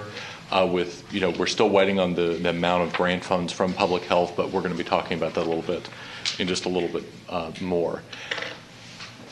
This slide, we wanted to discuss with you a little bit of the updated guidance. Within the last 2 weeks, we've received 2 documents from the Treasury. The first being an FAQ regarding the interim final rule. And one of the specific areas that they talked about in that FAQ was clarifying the eligible use of lost revenue. So if the county shows that we have lost revenue, the county is then able to use those, and initially we said it had to be a deferred or delayed project or program. The FAQ clarified that it is general government services. So if there is a revenue loss, the Commissioners Court can use those funds and to do programs and projects that are within general government services. So as an example, you could use that for infrastructure that's beyond sewer, water, and broadband, or a various governmental program. But again, it needs to be within governmental services, but it was expanded and clarified. Number 2, we received substantial guidance regarding reporting requirements for both the American Rescue Plan, our recovery report that we have to annually do, as well as the quarterly reporting. They've given us 7 broad categories that we have to report on. They are expansive, and we are working through how your focus areas and the goals that you all will be adopting and working through in the next several work sessions, how those work together and how we work through that. But we are, and we're going to talk about this in a little bit, but we are under a deadline regarding some of these reporting requirements, and we are going to be asking you all to take action on July the 20th in order to be compliant with those. And then finally, we did get clarification regarding the Recovery Plan Performance Report requirement. Again, it's expansive. It will be a very large document. And I do want to call attention to 2 things on here. I should have been looking at my slide. One, that we do have requirements regarding demographic distribution. So we have to compile demographic data on people that our programs are serving or on the facilities that we're working on, as well as whether or not the projects and programs are affecting or impacting qualified census tracts, the QCTs. So that will be across the board, all of our programs, all of our projects. That's part of our workup on those items as we develop them out. And also, if we're going to be doing an infrastructure or facilities project that's over $10 million, we do have additional reporting requirements, including making sure that contractors and subcontractors do pay do compensate their employees at a certain level. Bacon? Excuse me, sir? Davis Bacon? Could you clarify, sir? Davis Bacon. Oh, yes, sir. Yes, sir. Yes, sir. So it does the standard wage. It has to be at least the standard wage within the area. Okay, additional updated guidance. This is a bit late breaking. We added this slide from when we set out the package because we received additional information. So the non-entitlement units, the counties that, or the cities that are non-entitlement cities, so there are over 30 of them in Taran County, they can now apply to TDM, the Texas Department of Emergency Management, Texas Division of Emergency Management, and they have to apply by August the 2nd. They go on, set up a grant portal, and on August the 2nd, the state will be applying to the Feds, to the U.S. Treasury, for the non-entitlement allocation. That's just for cities below 50,000 in population, 50,000 or less. 50,000 or less. The other cities got a direct allocation from Treasury. They've already received their first tranche if they've applied for it. But this is the state's program. Again, August the 2nd, we'll be working with Community Development and the Mayor's Council, make sure this information does go out as we get further clarification from the state. And please note that the eligible use categories are the same as what ours is with these coronavirus relief funds that came through the state to the cities. In counties, the state applied additional restrictions on them. Statutorily, the state cannot. And so the eligible use categories that you all are under for your FRF funds, the non-entitlement cities will be under as well. Who determines the allocation of that money? Is it the federal government determines that allocation? Yes, sir. So if we have, as you said, we probably have over 30 cities that are not, will fall under this particular area. Yes, sir. If one of the cities chooses not to do it, that money's not going to stay in the county. It'll just go back to be allocated someplace else. I can't remember if there's a reallocation provision off the top of my head, but it would be unlikely that the money would stay. It would not be in Taran County, and it would very unlikely be within Texas. And when do we plan on beginning the process of educating the mayor council cities about this? We'll be working to get information out this week to them. So before you move on, Russell, Yes, ma'am. I'm not sure if I heard you correctly. So the bullet that says eligible use categories are the same as counties and metropolitan cities. Did you say that the state tried to further restrict, but they were told that they could not? No, ma'am, not on the FRF funds, but they did on the CRF. on CRF. They did. Okay. Yeah. But I just wanted to draw that comparison that the state will not be. They're not able to. I believe it's a statutory requirement this time. Yeah. Okay. Very good. Let's make sure that all of our non-entitlement cities know that they have to affirmatively apply for these funds. I've seen lists that allocate dollars to these cities, and I don't want any of them thinking that just because there's an allocation out there with their name on it, that they don't have to apply to get those dollars. And that's a great point, Commissioner. We will work to make sure all of them are aware. I'd almost like a sign right here that we told you, and I'd like that city manager and that mayor and or city council person to sign that, basically saying, we don't want to hear later that. Judge will work to make sure everybody is well aware. I know I've been contacted by a number of city managers and council folks wanting to know when they're going to get their money. And so, again, there's been a lot of discussion about this, and we will make sure that the folks that... Could you set up someplace, whether on our website or whether you just send us emails, someplace that everything you send to the cities, we have a copy of it so that when we get asked, we can go back and look at that and do that. So everything that goes out to them. We'll work through something and get y'all something, okay? One of the biggest concerns on this whole issue with the non-entitlement units or non-entitlement cities is that before any of those cities can receive funding, 90% of all the cities, non-entitlement cities in the state of Texas, have got to send those documents in, and they have to be complete. And they'll say really screwed still. And NACO didn't. So, to recap work session 1, the court made a number of substantial movements forward regarding your FRF allocations. You all adopted a policy statement which included the 4 focus areas.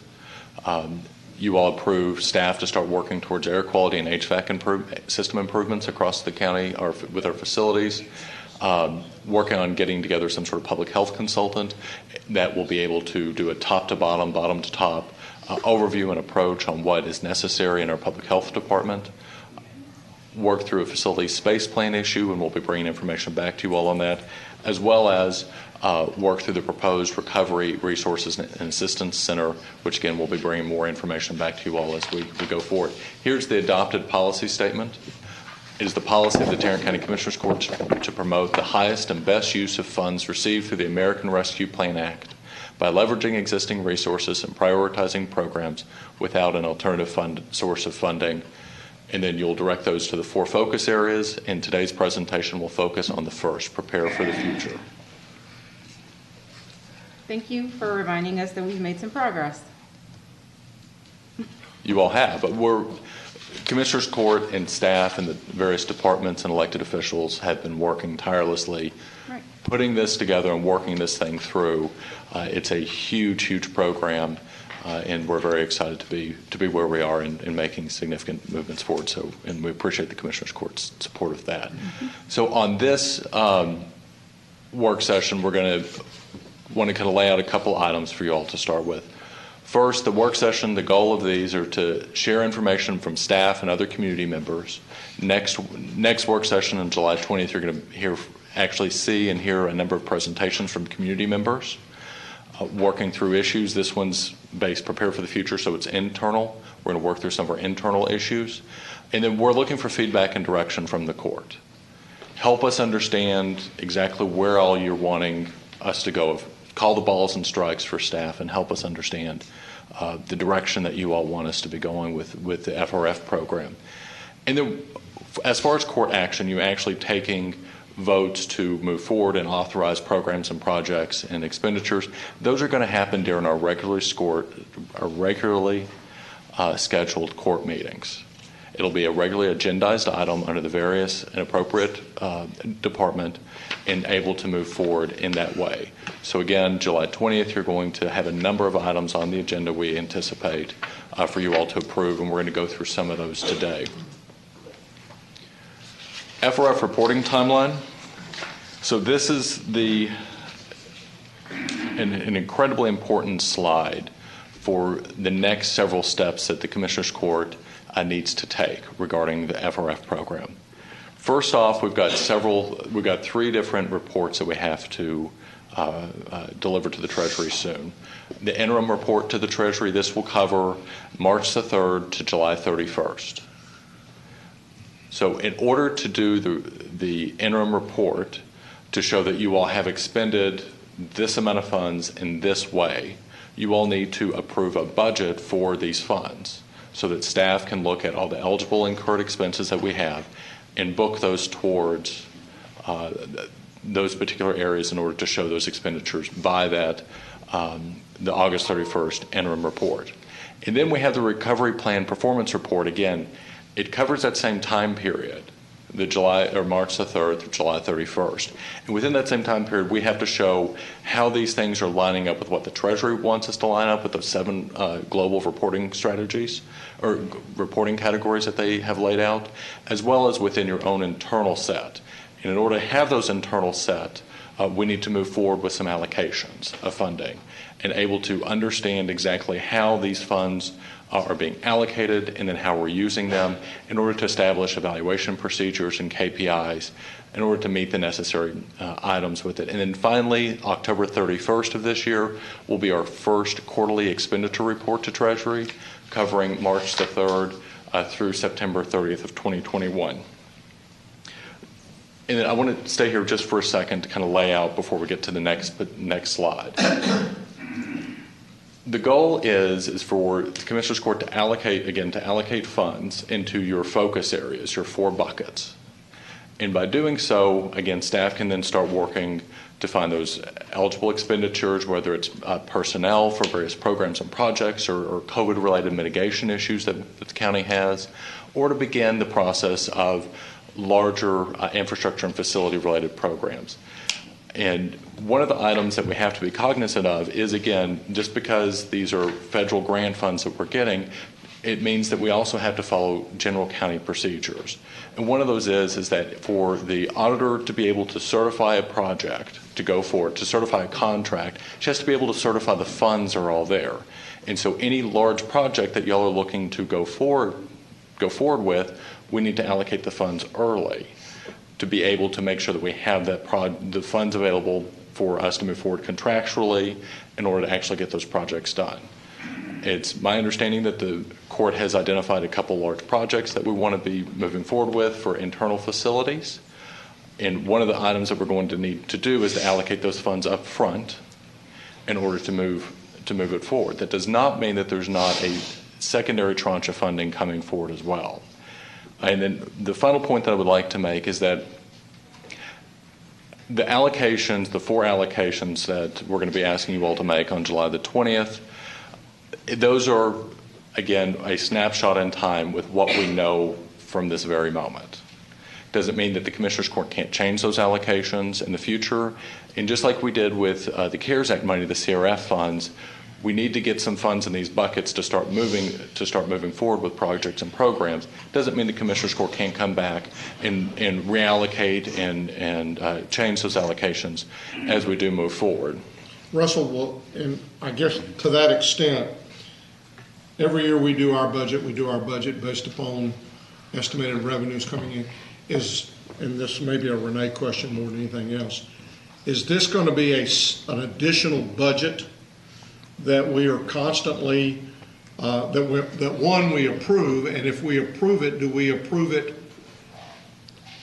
to the tune of $408 million, or do we approve it only to the tune of the 204 that we have thus far? And then once we have approved the quote-unquote budget, then I would assume we would have, just as we have budget adjustments every week on our agenda, we could have budget adjustments to our regular budget as well as budget adjustments to the ARPA. And sir, perhaps the best way of understanding what we're going to be asking court to do on July the 20th is to approve, as you will, a special purpose budget all its own. That this will be a special purpose budget in the future. For 204. So that's just the money that we have currently. Received, that we've currently received. The second tranche will come by May of 2022. And then just as y'all allocate the funds, as Commissioner Courts allocates those funds in that budget, you all can do budget adjustments to move those funds around as needed, if and as needed. And it doesn't appear as though we'll be limited in any way by the, as far as spending the 204. But if we were, and if something came along and we decided we wanted to commit to that at this point in time and it was above 204, could we commit to the whole 408 at this point in time? No. I would have to say no. I couldn't certify funds, but for the money that we've already received. Okay. And again, keep in mind that all of the funds have to be obligated by And 24 yeah. and actually expended by 26. Correct. But if right now we only have the 200, and so next year when we get the next 200, I would certify funds for that, but I wouldn't certify it just on the promise that it's coming, no, sir. Okay. Well, and I don't know if this is partly what you were alluding to, but I think that don't we need to be concerned about if we don't have some plans for this 204 that we risk losing it or being told what to do with it? The federal government is the granting agency, Yeah. and they can at any time change the rules as they see fit. Yeah. And I think it would behoove the court, as we are working through this process, to be showing this is what we intend to do with the money. This is what we intend to do for the money for our community, to serve the community, to mitigate the needs of COVID-19. Because that's the general point of these funds. Right. And so anything we can do to start making those points, I think, will be very beneficial to us with the federal government. And again, when I was talking about this, my concern in just this initial picture, I understand why the 115 had to be there, because if we do infrastructure within that category, then we've got to put the full 100% cost regardless of when we think we're going to spend it. But overall, if you were just looking at this and you didn't know that we had another 204 million that we think is coming, then it looks like we're spending everything on ourselves and very little to revitalize the economy and on the people who have lost as a result of this. That's exactly the point I brought up. That yes, sir. You got 85% of the money on the left side here in those two first columns. Yeah. And 15%, that's wrong. And I agree 100%. I'd take the two. I mean, if we could go ahead and allocate the 204, I'd say that between the first two blocks, we might put another 20 or 30 million, and then everything left would go over here, because I think we need to be spending at a minimum 50+% on revitalizing the economy and strengthening the community. I agree. Building whatever you told me, 125,000 foot building, that's $90 million, which is probably $700 to $800 a square foot. Is that something we really need? So let me just help along a little bit. I think we all understand where everyone wants to go on this. What we're trying to do here, and Russell has said it several times, regardless of what you put on those in the final bills, you always have the opportunity, just like we did with CARES, that if you needed to move money from one category to the other, all it means is that the court just says that's what you have to do. You're not locking in any of this money to any one of those particular four areas. And so, we know that improving public health and wellness, the 115, that was a large one. There was a potential of a building. What we also saw in this was that there are certain things. Remember that this is not a 2-year cycle. This is something that in 12 months we're going to get another $204 million, and you can populate that any way you want to. We thought that some of the expenditures, though, that what you see in the first two areas is going to be something that may occur sooner than later. That may not, but that's just our thinking. So. My only concern, I'm going to go back to the $115 million column. Renee made it very clear that she cannot authorize dollars for, quote, a project unless all of those dollars are there. So you can't go hire a planner, architect, to give you a real estimate on a building and the information you need. You can't pay that guy, those people, much less an architectural firm, to start plans without her approving that you have the entire amount, which pretty much locks it in place. That's locked. Renee, you want to comment on that? That's not exactly correct. I started by contract. So if you were to enter into a contract with the planner, it would be for an amount. If you were entering into a contract with the architectural firm, it would be for an amount.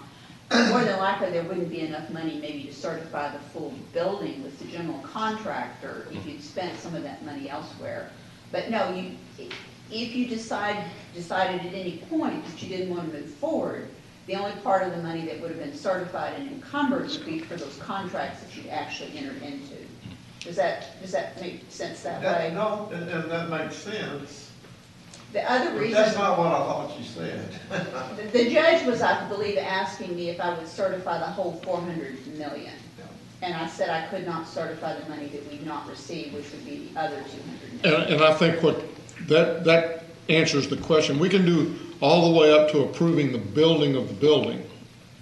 We can pay for all of that. But once we say we're going to build it, then we got to have all the money that it's going to cost in that estimate to build it set aside for that.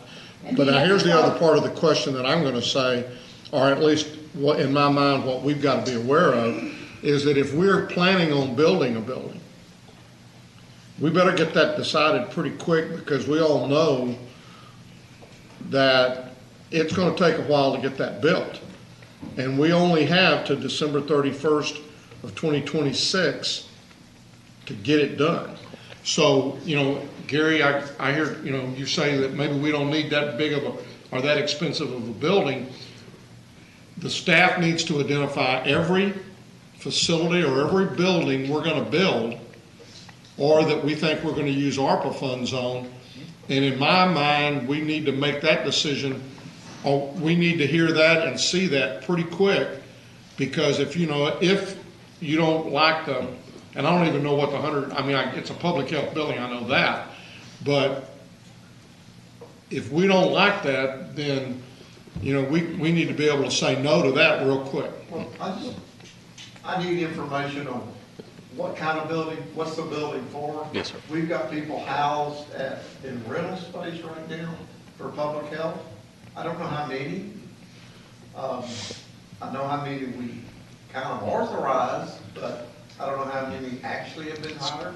Would those be people that would move into a new building 4 years from now, when it's complete? 5 years from now? We're talking about this next week, right? Yeah. Or the next session, I'm sorry. The next work session, or are we not supposed to be talking more about Yes, this? ma'am. We'll be working through the improved public health and wellness, that particular focus area, in 2 weeks on July the 20th.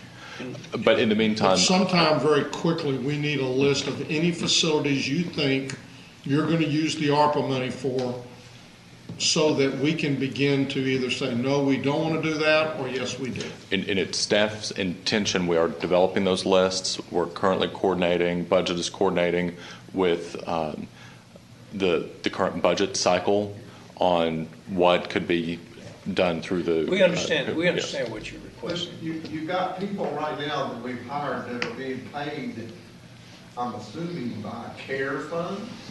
Actually, remember that when we talked about the ARPA funding, we kept telling you all that there were different revenue streams besides the FRF and public health. I think they picked up, $50 million, something like that. And we're hiring people off those, and we're using those monies to rent facilities, so we have locations for them. It doesn't touch any of this money at all. At some point, that federal,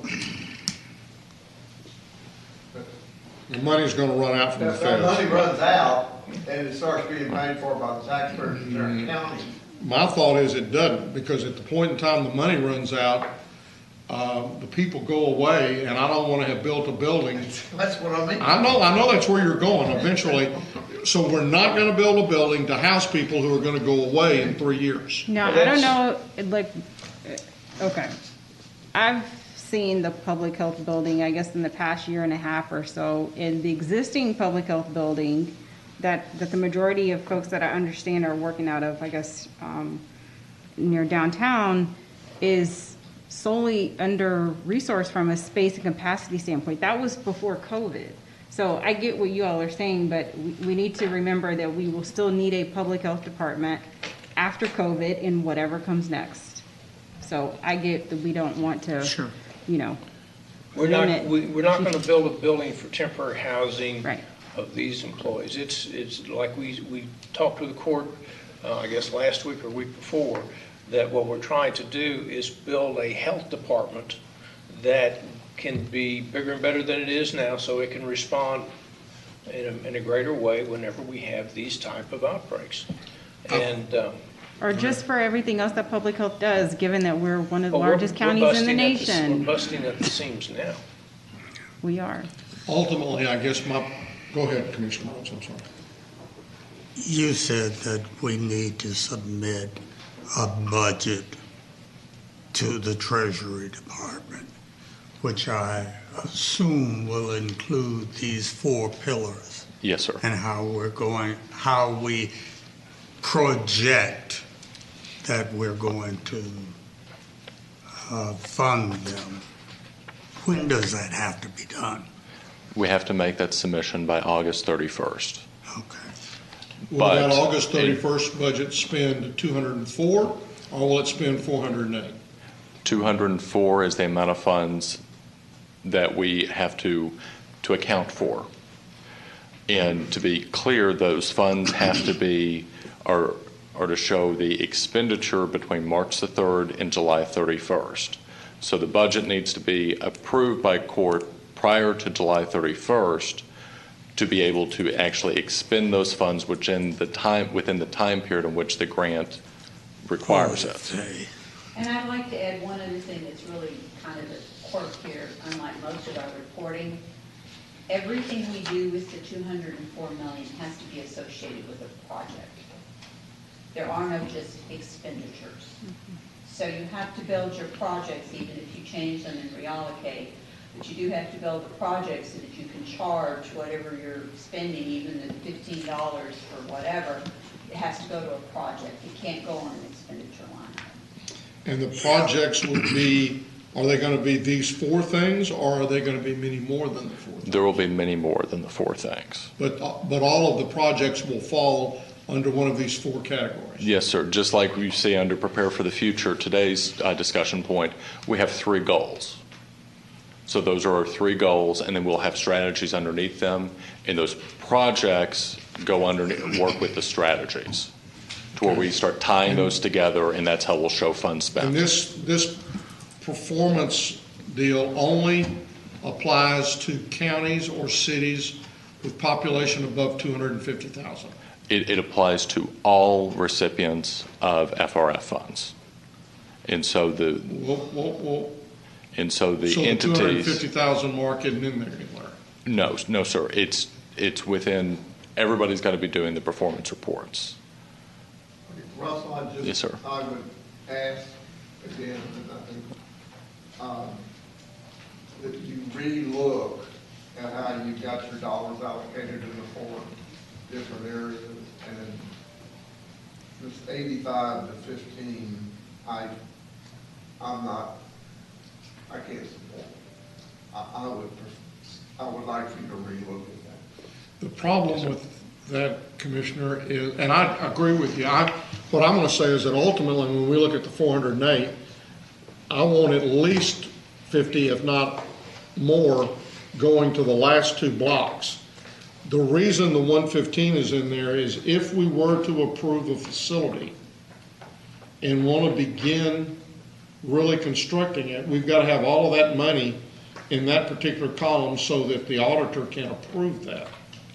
I disagree with what you said. You could start the architectural portion of it. Well, we can do all of that, but ultimately we can't approve the project. But the architectural part wouldn't even be completed. Commissioner, let staff go back. So we hear what you're saying. All right, so let's just bring you back some different numbers, okay? Because the great thing about this, 2 things. First of all, we have to have a budget, okay? We've got to have a budget. But the great thing about it is that if we need to move money around, all it takes is a vote of the court to do that. That's all we have to do. Nothing has to be carved in stone. You're absolutely correct, Commissioner. We'll bring you back some different numbers. We'll hear what you're saying. All right, so for today's work session, we're going to go over the 3 goals under Prepare for the Future. So one, expand and improve Tarrant County facilities for optimal COVID-19 prevention and mitigation. The second one, position the county's workforce to respond to the effects of COVID-19. And then finally, ensure equitable access to essential government services. So the first goal, expand and improve Tarrant County facilities for COVID-19 prevention and mitigation. We're wanting to look at two different strategies, specifically improve Tarrant County facilities to implement COVID-19 mitigation tactics. So we'll be working on, this is where the facilities space plan comes into play, looking at ventilation, social distancing options, how those things, so the funds that we will spend on the space plan from the facilities presented to you all 2 weeks ago, those would go under this strategy as to the auditor's point of having a project or a program. We've got to fit them under anything we do has to go under kind of this grid. So the other one, develop policies and procedures to provide pandemic-related support, quarantine support for employees, as well as meet pandemic-related health needs for inmates. So staff recommendations for this particular goal. Staff has tentatively identified $50 to $75 million in eligible projects for capital investment. That is not inclusive. This is only within the first focus area. It does not include improved public health and wellness. It's a separate focus area, so we're looking only with this focus area. It does not include the mental health crisis diversion center. Yes, sir, because that's in the second focus area. With this, we're looking at, again, social distancing enhancements, HVAC improvements, space planning, and other COVID-19 related types of projects. As well, and then pandemic and quarantine policies, Commissioner's Court, I believe it was 2 weeks ago, approved an extension to the pandemic leave policy. Some of those expenditures we believe fit within the interim final rule and is in our eligible expenses for these FRF funds. So again, that's another strategy that we'll be able to have as a project to move forward with. And staff is working to come up with what that exact number is within the eligible time period. Goal number two, position the county's workforce to respond to the effects of COVID-19. We've got one kind of overarching strategy for this at this point, increase countywide staffing capacity. So, and we have two sub-strategies within this particular item. First, expand public health and safety workforce capacity. This is something specifically called out in the interim final rule on, again, public health and public safety workforce capacity. So we'd like to be able to show that as we go forward. And then second, expand departmental capacity to support the pandemic response and recruit and retain high-performing employees. And as we look at that, we've got some, again, Goal 2 staff recommendations. First off, COVID-19 workforce claims. These are about $210,000 to date within the March 3rd to date, and those are for medical claims as well as indemnity. And indemnity is the payroll, someone's compensation while they were out on a medical-related COVID-19 eligible claim. So at this time, staff is working through trying to evaluate whether or not FRF is the highest and best use for that particular program. We'll be bringing that back to court as we do make those determinations. And the same thing with the COVID-19 survivor benefits claims. We believe those to be about $4 million at this point. And we are working through, again, kind of a staffing analysis. At this time, staff does not believe that FRF is the highest and best use, and we believe that we have a permanent solution for that particular issue that you'll see during the regular budget. Payroll for grant-funded FTEs. I've got another slide, but before I do, I want to explain three categories. You have the first category, which are requested positions that came through the normal departmental process under the budget for FY22. Second are existing coronavirus relief funds, those CARES Act funds, program employees, positions that are currently authorized and paid out of that fund. And the third are ARPA-related or FRF-related requests. So what we're looking at right now, positions identified for FRF funding, we're not asking for courts Approval today, any additional, all these changes will come to court through the normal processes in later weeks. So on the left, you see public safety, public health, general administration, and judicial. Those are the four functions and functional classifications of the employees. And then going across FY22 requests, again, those were FRF eligible requests that were made through the normal departmental budget process. Total of 59 positions. You have a total of 70. This would have been like March earlier this year, right? Like you had to. That were submitted, yes, ma'am. Submitted in March, and then have gone through and have been evaluated through the budget department. The CRF funded positions, a total of 70. And then additional requests that are to meet the need based on FRF and other COVID-related mitigation issues at 38. Totaling 167, and again, this is just a snapshot for where we are at the moment, 167 positions that at the moment staff will be, in subsequent weeks, requesting moved over to FRF. And these will be grant-funded FTEs. And to the earlier discussion, when the grant funds go away, court has the determination on whether or not to continue to fund those or allow those positions to go. Goal number 3, ensure, oh, yes, ma'am. Will you go back? What did you say for the CARES column? What is that? So those are the 70 positions that are have been currently authorized by Commissioner's Court to be funded out of your CRF. Very good. Thank you. So those are all project employees? Yes, sir. All of them are project employees. Renee, are your positions in that chart somewhere? I have just one currently. Within CRF, but I believe you have a number in the additional request. I have some in the additional request. I only In the general administration category? Yes. Right now, I only have one filled, and I think we're only asking for 2, because quite honestly, until the court adopts your programs, and I know what it is that you're going to be doing with the money, it's hard for me to truly gauge the resources that I would need. Last year when we did the cities, Russell was an extension of the auditor's office and working with all the municipalities on the money that we spent with them, or I would have needed more staff last year. So it just depends on the programs that are adopted and the need to audit or review those programs. And so we're being cautious until we know what it is y'all want to do with the money. Russell is rather useful, isn't he? Sometimes, yes. Goal number 3. Get us I don't want to Russell. make a comment, Commissioner. It's going to be dangerous. Could be dangerous. They were claiming that I was starting to think like an auditor, which made me want an EAP. So That's why we're sending him back down to Austin. Yeah. All right, goal number 3, ensure equitable access to essential government services. One of the major themes of the interim final rule, again, the Treasury's guidance that they've given us on how to use the funds, is ensuring equitability in as we look at developing programs. And so this goal allows for a 2-pronged approach, 2 strategies. We will be adding strategies as we move on. First off, improve Taran County's emergency preparedness.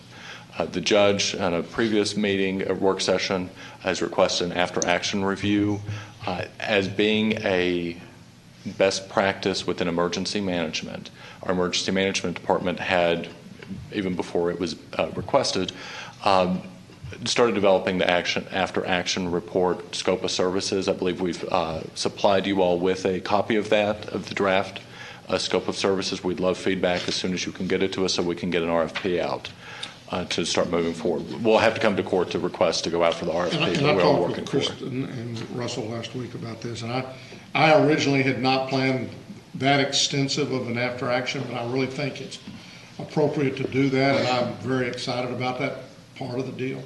But it will involve bringing someone in who will spend time communicating not only with the cities, but also schools, with really all involved entities, including the nonprofits, and saying, okay, here's what we did, what could we have done better, what other meetings should we have had, how did we fall short, and what can we do going forward so that the next one of these things comes around, we can be even better prepared. I hope it's not going to be about how many other meetings we should have had, but what other programs we should have implemented. Yeah, and I think that's a big part. Hopefully they will bring, if we get the right group in, they'll bring insight from other areas and be able to, tell us what other folks did that we might consider doing. Sure. Now, I hope that also will involve a thorough review of our communications and how we're communicating to our diverse constituency. Who would that email have come from with the scope for the after? Kristen sent that out as part of your packet for today. That came out on Thursday. Oh, and the big thing. Okay, you're right. Okay, yes, ma'am. very good. Thank it was you for a that rather reminder. large. We'll be sending you. I believe the PDFs all have binders as part of their I've got name it because right they're so here. large. Okay, yeah, totally forgot. Thank you. But if Commissioners Court could get us feedback by the end of the week on that would be very helpful too. And feel free to reach out to someone in the Administrator's office or David McCurdy, and we'll be happy to work through your input, absolutely. And then also revising existing plans and policies. Once we get the after action report, we'll then have a better sense of what we need to do, what the next steps are. And part of that is working through and reevaluating all of our plans and policies. So that'll be the next step. And we talked a little bit about that also. I really would be hopeful that at the end of all of this, we have some place where we can go in our massive database and say, here's our policies. Here's all of the policies and plans that we have, that if somebody wants to go in and identify and say, oh, that was a policy, they would be able to find it in one central area.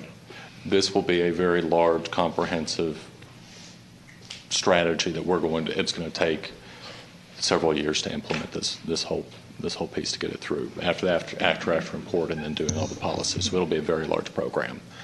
And then develop new or enhanced programs and programs and projects eligible under FRF. So if the county were to have a revenue loss, your revenue loss funds would go under this strategy. So if you have a revenue loss, we would put it specifically here in order to keep it separate from all the other strategies to where we could show it clear and have all the necessary control, since those particular funds have special uses. And so again, if we have revenue loss, and the auditor's about to come up to discuss the revenue loss projection, it would go under this particular one, since you can use it for a broader range of items. So we need to have specific control, evaluation and control over those particular items. So just so court knows, that's where we're looking at putting any revenue loss funds if the county may incur those funds. So with that, recommendations after action review, scope of services RFP, which you all have the scope of services right now, hoping to come back to court with an RFP very soon. And then revenue loss, and I will let Ms. Tidwell address the court.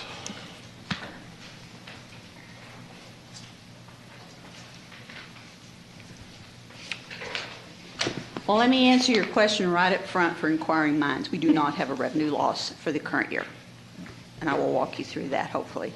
But that is the answer to that question. That was the question in my mind. I know everyone's been asking that question.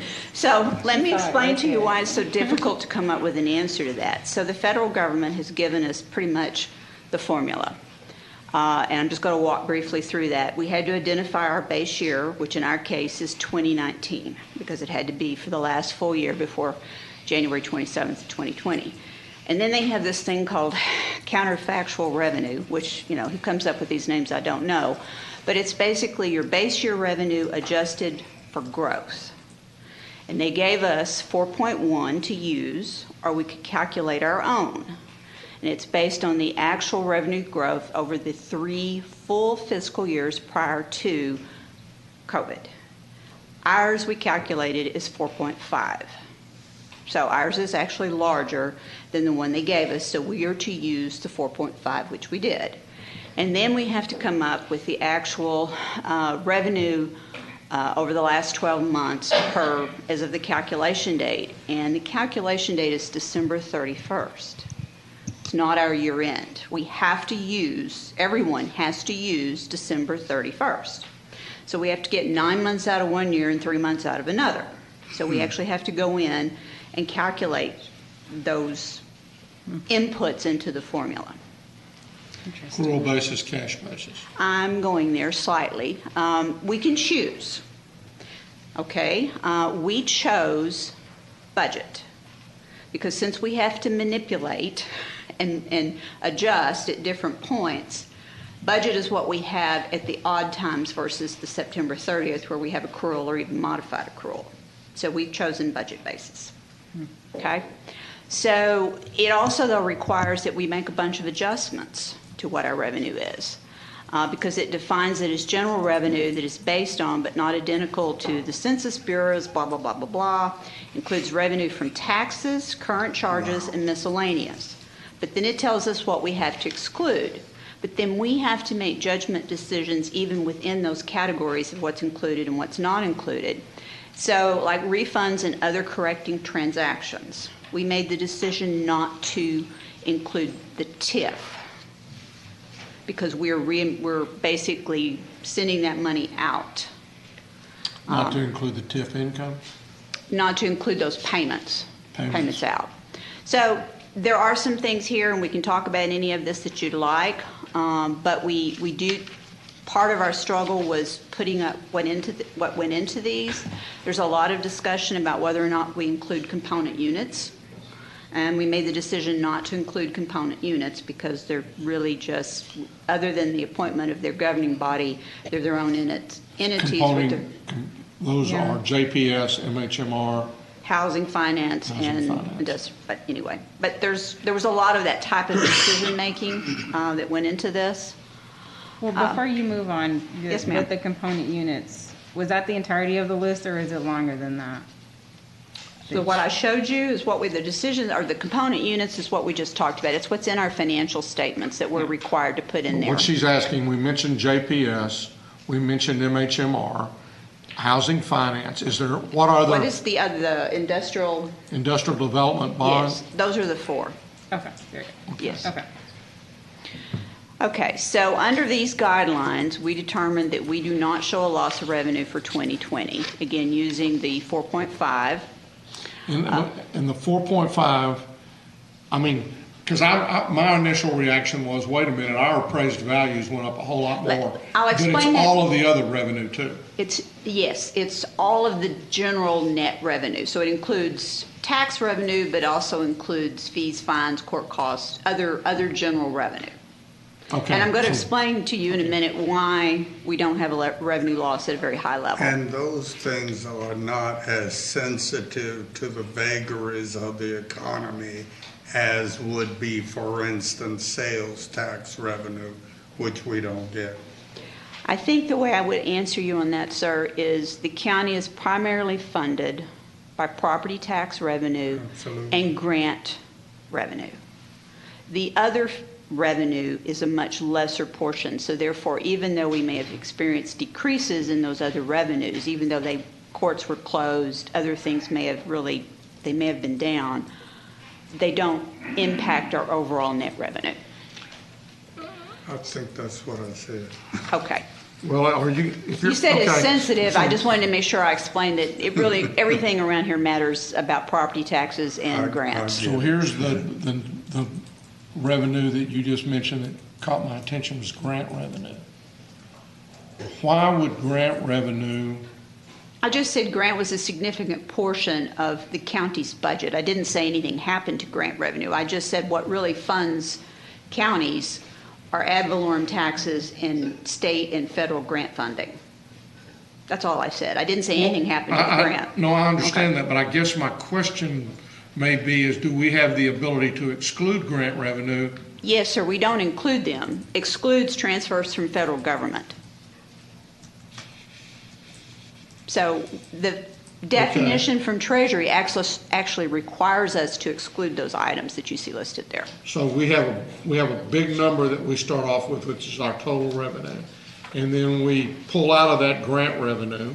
And we pull out of that transfers, recording corrections. Pull out all of these things. Yes. So ultimately, we end up with tax revenue, fines and fees. Yes.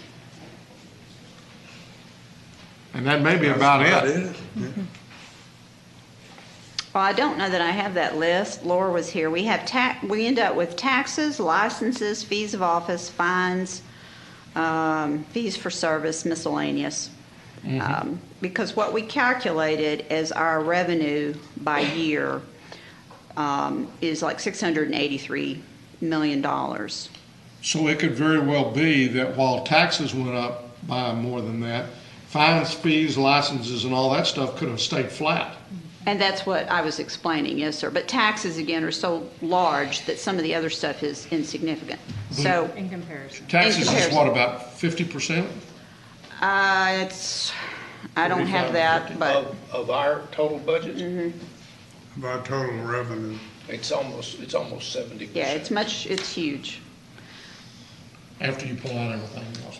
Historically, the county's budget back when it was $700 million, not including any of this COVID or ARPA money, if you think back, we had about $100 million in grant revenue, and the taxes was $500 million, something like that. So everything else was $100 million. Those are just really rough numbers, but yeah, ad valorem taxes are what matters. So if we look at this, I just want to remind you that we calculate it as of the December 31st, and we calculate it by year. And we have to use any guidance that we have at the time. So this is subject to any future guidance that we would receive from Treasury. And of course, last year they waited till October to send out one of the biggest pieces of final guidance that we were waiting on, which changed a great deal of things for us. So we're not sure exactly when we would get a change. And then when we talk about taxes, one of the things that drove taxes is because we're picking up the 3 months and the 9 months, the calculation included December 2020 tax revenue, all those payments that came in December, and that was before the 3.5 revenue cap. So we had a hefty amount of revenue that came in from ad valorem taxes in December that were not subject to the 3.5 cap. So that as we go forward, we'll be back into we're into the 3.5 cap. Except that because of disaster emergencies, we're not. Right. So again, we calculated the 683. The contractual revenue per the GFO calculator was approximately 677. So we actually experienced about a $6 million negative revenue loss. So there isn't anything to use that money for. So going forward, can we, because we are heavy in ad valorem tax, and that value that we're currently setting in on this tax year is something that was actually calculated in, I guess it was January of 20, I think. So we may notice a decrease in value, possibly. So how many years can we go forward to see if we have any revenue loss associated with the coronavirus?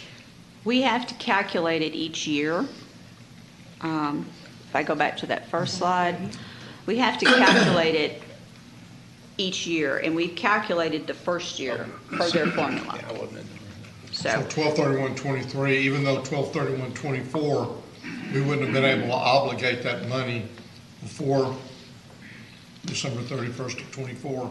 Therefore, that year doesn't enter into the calculation. I'm not sure that's the reason, but yes, these are the years. Those are the years they're letting us use. Yes. And we have to calculate each year as of December 31st of that year. So we can't do 21 until we get to December 31st of 2021. So. Excuse me, Renee. Yes, sir.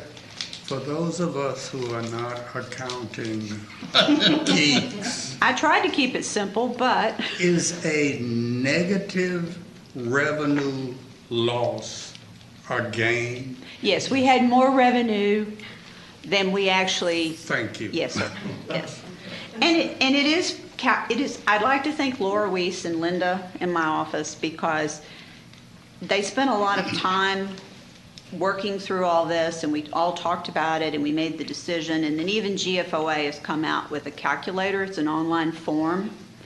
And you have to come up with your inputs that go into the form, but you cannot change the form. And so, and then on the back end though, because some of my folks are very detailed and very good, they actually went in, and the example that Laura used for me is like, when you remember when you did division in school, and then in the old days they'd actually make you go back and prove your answer. That's what Laura did with Linda and some of the other staff in regards to actually the number that we came up with, the gain or the increase in revenue, and we feel very comfortable with the number based on everything that we know and based on the assumption that we have now. But this is not something for the court to consider at the current time. And I'd be happy to have more in-depth discussions or answer any questions as we go through this, but we did try to keep it just at a level so that you could understand that it's zero today. The only other thing I'd say I'd clarify on Russell's presentation is that, yes, I believe the budget office is going to bring back a special purpose budget on the 19th when you were referencing. It's not going to be part of the county's other operational type budget, so it'll be a special purpose budget that will be approved, and therefore it would have modifications as needed for like all other special purpose budgets. Will you somewhere be, I'll use the words carefully here, have some sort of a reserve that equals the amount of money that we had previously budgeted in 2020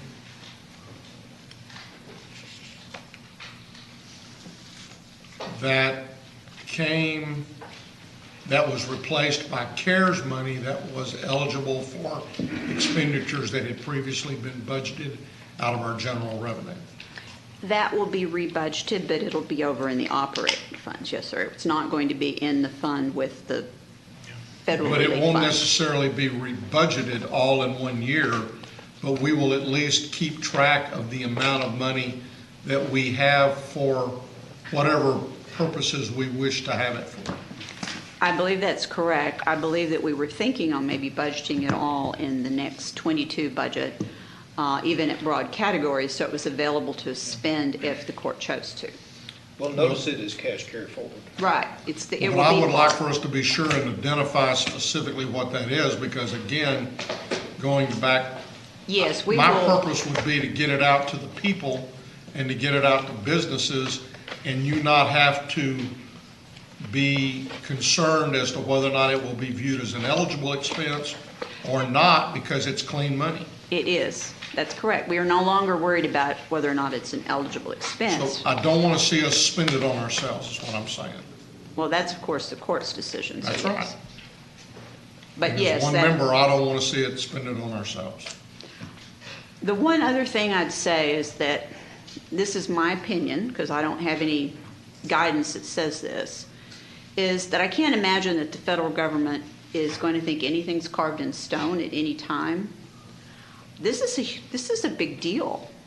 I mean, let me say again, we have an awful lot of money for which y'all are responsible how best to spend. And we have to report on the operational matrix, the efficiency or performance matrix of that funding. There is no provision, should you spend it poorly, that there's anything going to happen. Let me say that. I'm certainly not implying that you would do so, other than it would show up as being spent poorly, potentially.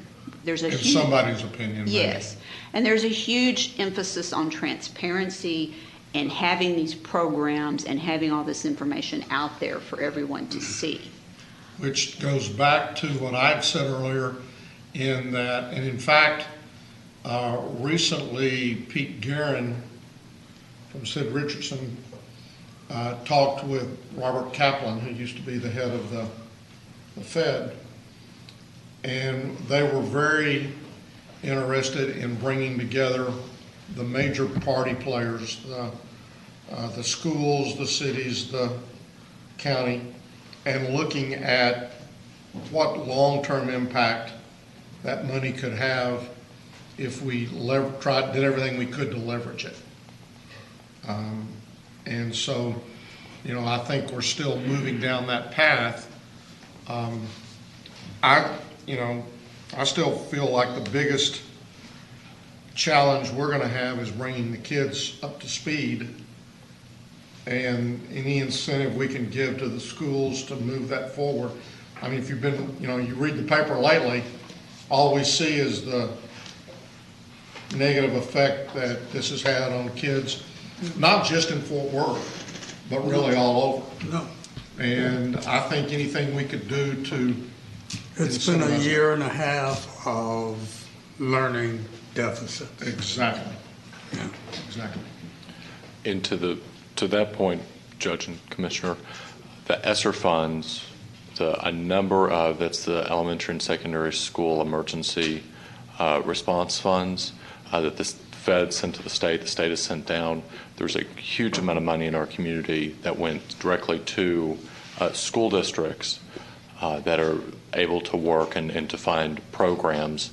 And the programs that you all were discussing fit within those broad program categories of what ESSER funds can be expended But a on. lot of their money is also emphasized towards summer, and if we could leverage those projects and say, okay, you spend X millions of dollars and we'll match it, or we'll do some part to really be able to leverage those dollars. Anything we can do, whether it be childcare, whether it be summer school, whether it be tutors, whatever it can be. I just believe that we need to all be looking at what we can do to bring the kids and catch the kids up. And I know that's not something you typically see from the county's perspective, but long term, if we don't bring them up to speed, we're going to be housing them down the street. I want to hear these guys over here say that that's fine for us to do. We'd have to look at that, Commissioner. But I know. I think the judges. I wasn't asking for an answer right this minute. What I believe we can say from administrative staff level is that the interim final rule allows for education-related eligible expenditures for impacted communities through FRF funds. Yeah, but if the state doesn't give us the authority to do certain things, it doesn't matter what the feds say. So I don't think the state has any claim over the money we got from the feds. So in future work sessions, we will be bringing speakers in and having presentations trying to identify strategies. So we will be returning to that conversation. I think it's work session 5 that will actually be directly trying to work through some of those issues and having experts come in. And with that summary slide regarding, so we talked through the first focus area of prepare for the future. We looked at some allocation, staff recommended allocations. We'll be coming back to you all with some more options regarding those allocations, and we really appreciate your feedback. We discussed some staff requests. Those staff requests will be coming back to you all as a regularly agendized item under the proper department. And as staff, when we do come up, we will call out that this is a specific FRF related program or project, and starting to link those things together as we do work forward. And then as far as scopes of work and contracts, we're working on the after action review. Again, please get comments to us by Friday, if you all would, this week. Facility space plan, working on that development, as well as the public health consultant. And with that, our next work session will be July 20th. Kristen Camarino will be presenting there. At that particular work session, we really have a lineup of speakers and presenters that we're very, very excited to bring and to organize for you all, to talk about public health disparities, to talk about public health needs within our community, mental health needs, talk a little bit about the diversion center, and a number of other items. It'll be a really, really good discussion. Who all do you have? Susan Garnett with MHMR, Virginia Hoff with Mental Health Connection, 2 speakers from UT Southwestern, 2 national leading experts in their fields. And then we also, Kristen, what Mental Health Center Chandler's going to be discussing about that. We'll hear from our public health department. And then our public health department. We're also going to ask Mr. Early to come up. So it'll be healthcare related type stuff. It's improved public health and wellness. We are going to focus on improving public health and wellness. The discussion about the special purpose budget, that will be under budgets, item on your regular agenda. We won't be tying that over into the work session because that's going to be lengthy enough the way that it is. We'll have that during normal court. But you'll be able to clearly identify them on the agenda itself. You'll know what you're dealing with. Are we moving the Mental Health Diversion Center into this ARPA? We currently have it slated, yes. So when we're in the future, as we're discussing how we're moving forward on the mental health diversion, that's going to be under this ARPA workshops? The initial one, yes. When we go forward, currently staff has the funds for the Mental Health Diversion Center to be allocated out of FRF. Somewhere in the relatively near future, we're going to be talking about his operating the vehicle. So the initial introduction of the drop-off center is going to be here. But if we need to separate that out and have those discussions, obviously we will. But we thought we'd bring it up at this point because it fits well within one of our 4 categories. When do we expect to have the discussion regarding who's going to operate and run this thing? Well, we're going to begin talking about it July 20th. July 20th. Okay. But if we have to have an additional workshop or additional discussions, we can very easily bifurcate that away from the ARPA program. Or we can keep it there. You know, one thing that you guys need to remember is that you all have a tremendous amount of flexibility on how you want to do this. And on the Mental Health Diversion Center, I'd like some clarity over whether we're going to use the ARPA funds for facilities costs only, and if so, where we're going for operating costs. Absolutely. So, one, wanted to see if there are any questions. And 2, Judge, I misspoke earlier. It is the performance reports are required from 250 entities of 250,000 population and above. The other ones do have to do the initial interim policy report, and they will subsequently do quarterly reports. They're just reporting. They don't have to have a plan. Correct. Yes, sir. So I apologize for misspeaking. Yeah. Well, yeah. I mean, Thank you all very much. That may be in the final rules versus the post-final or the final rules. Right. Say that one more time. If you look at the NACO agenda, it looks like everything is ARPA. I know. Yeah. Which is something, again. It's appropriate. I think it's very appropriate. Is there anything else at this time that we need to bring forward? Not at this time. We stand adjourned. Yeah, I don't think, I may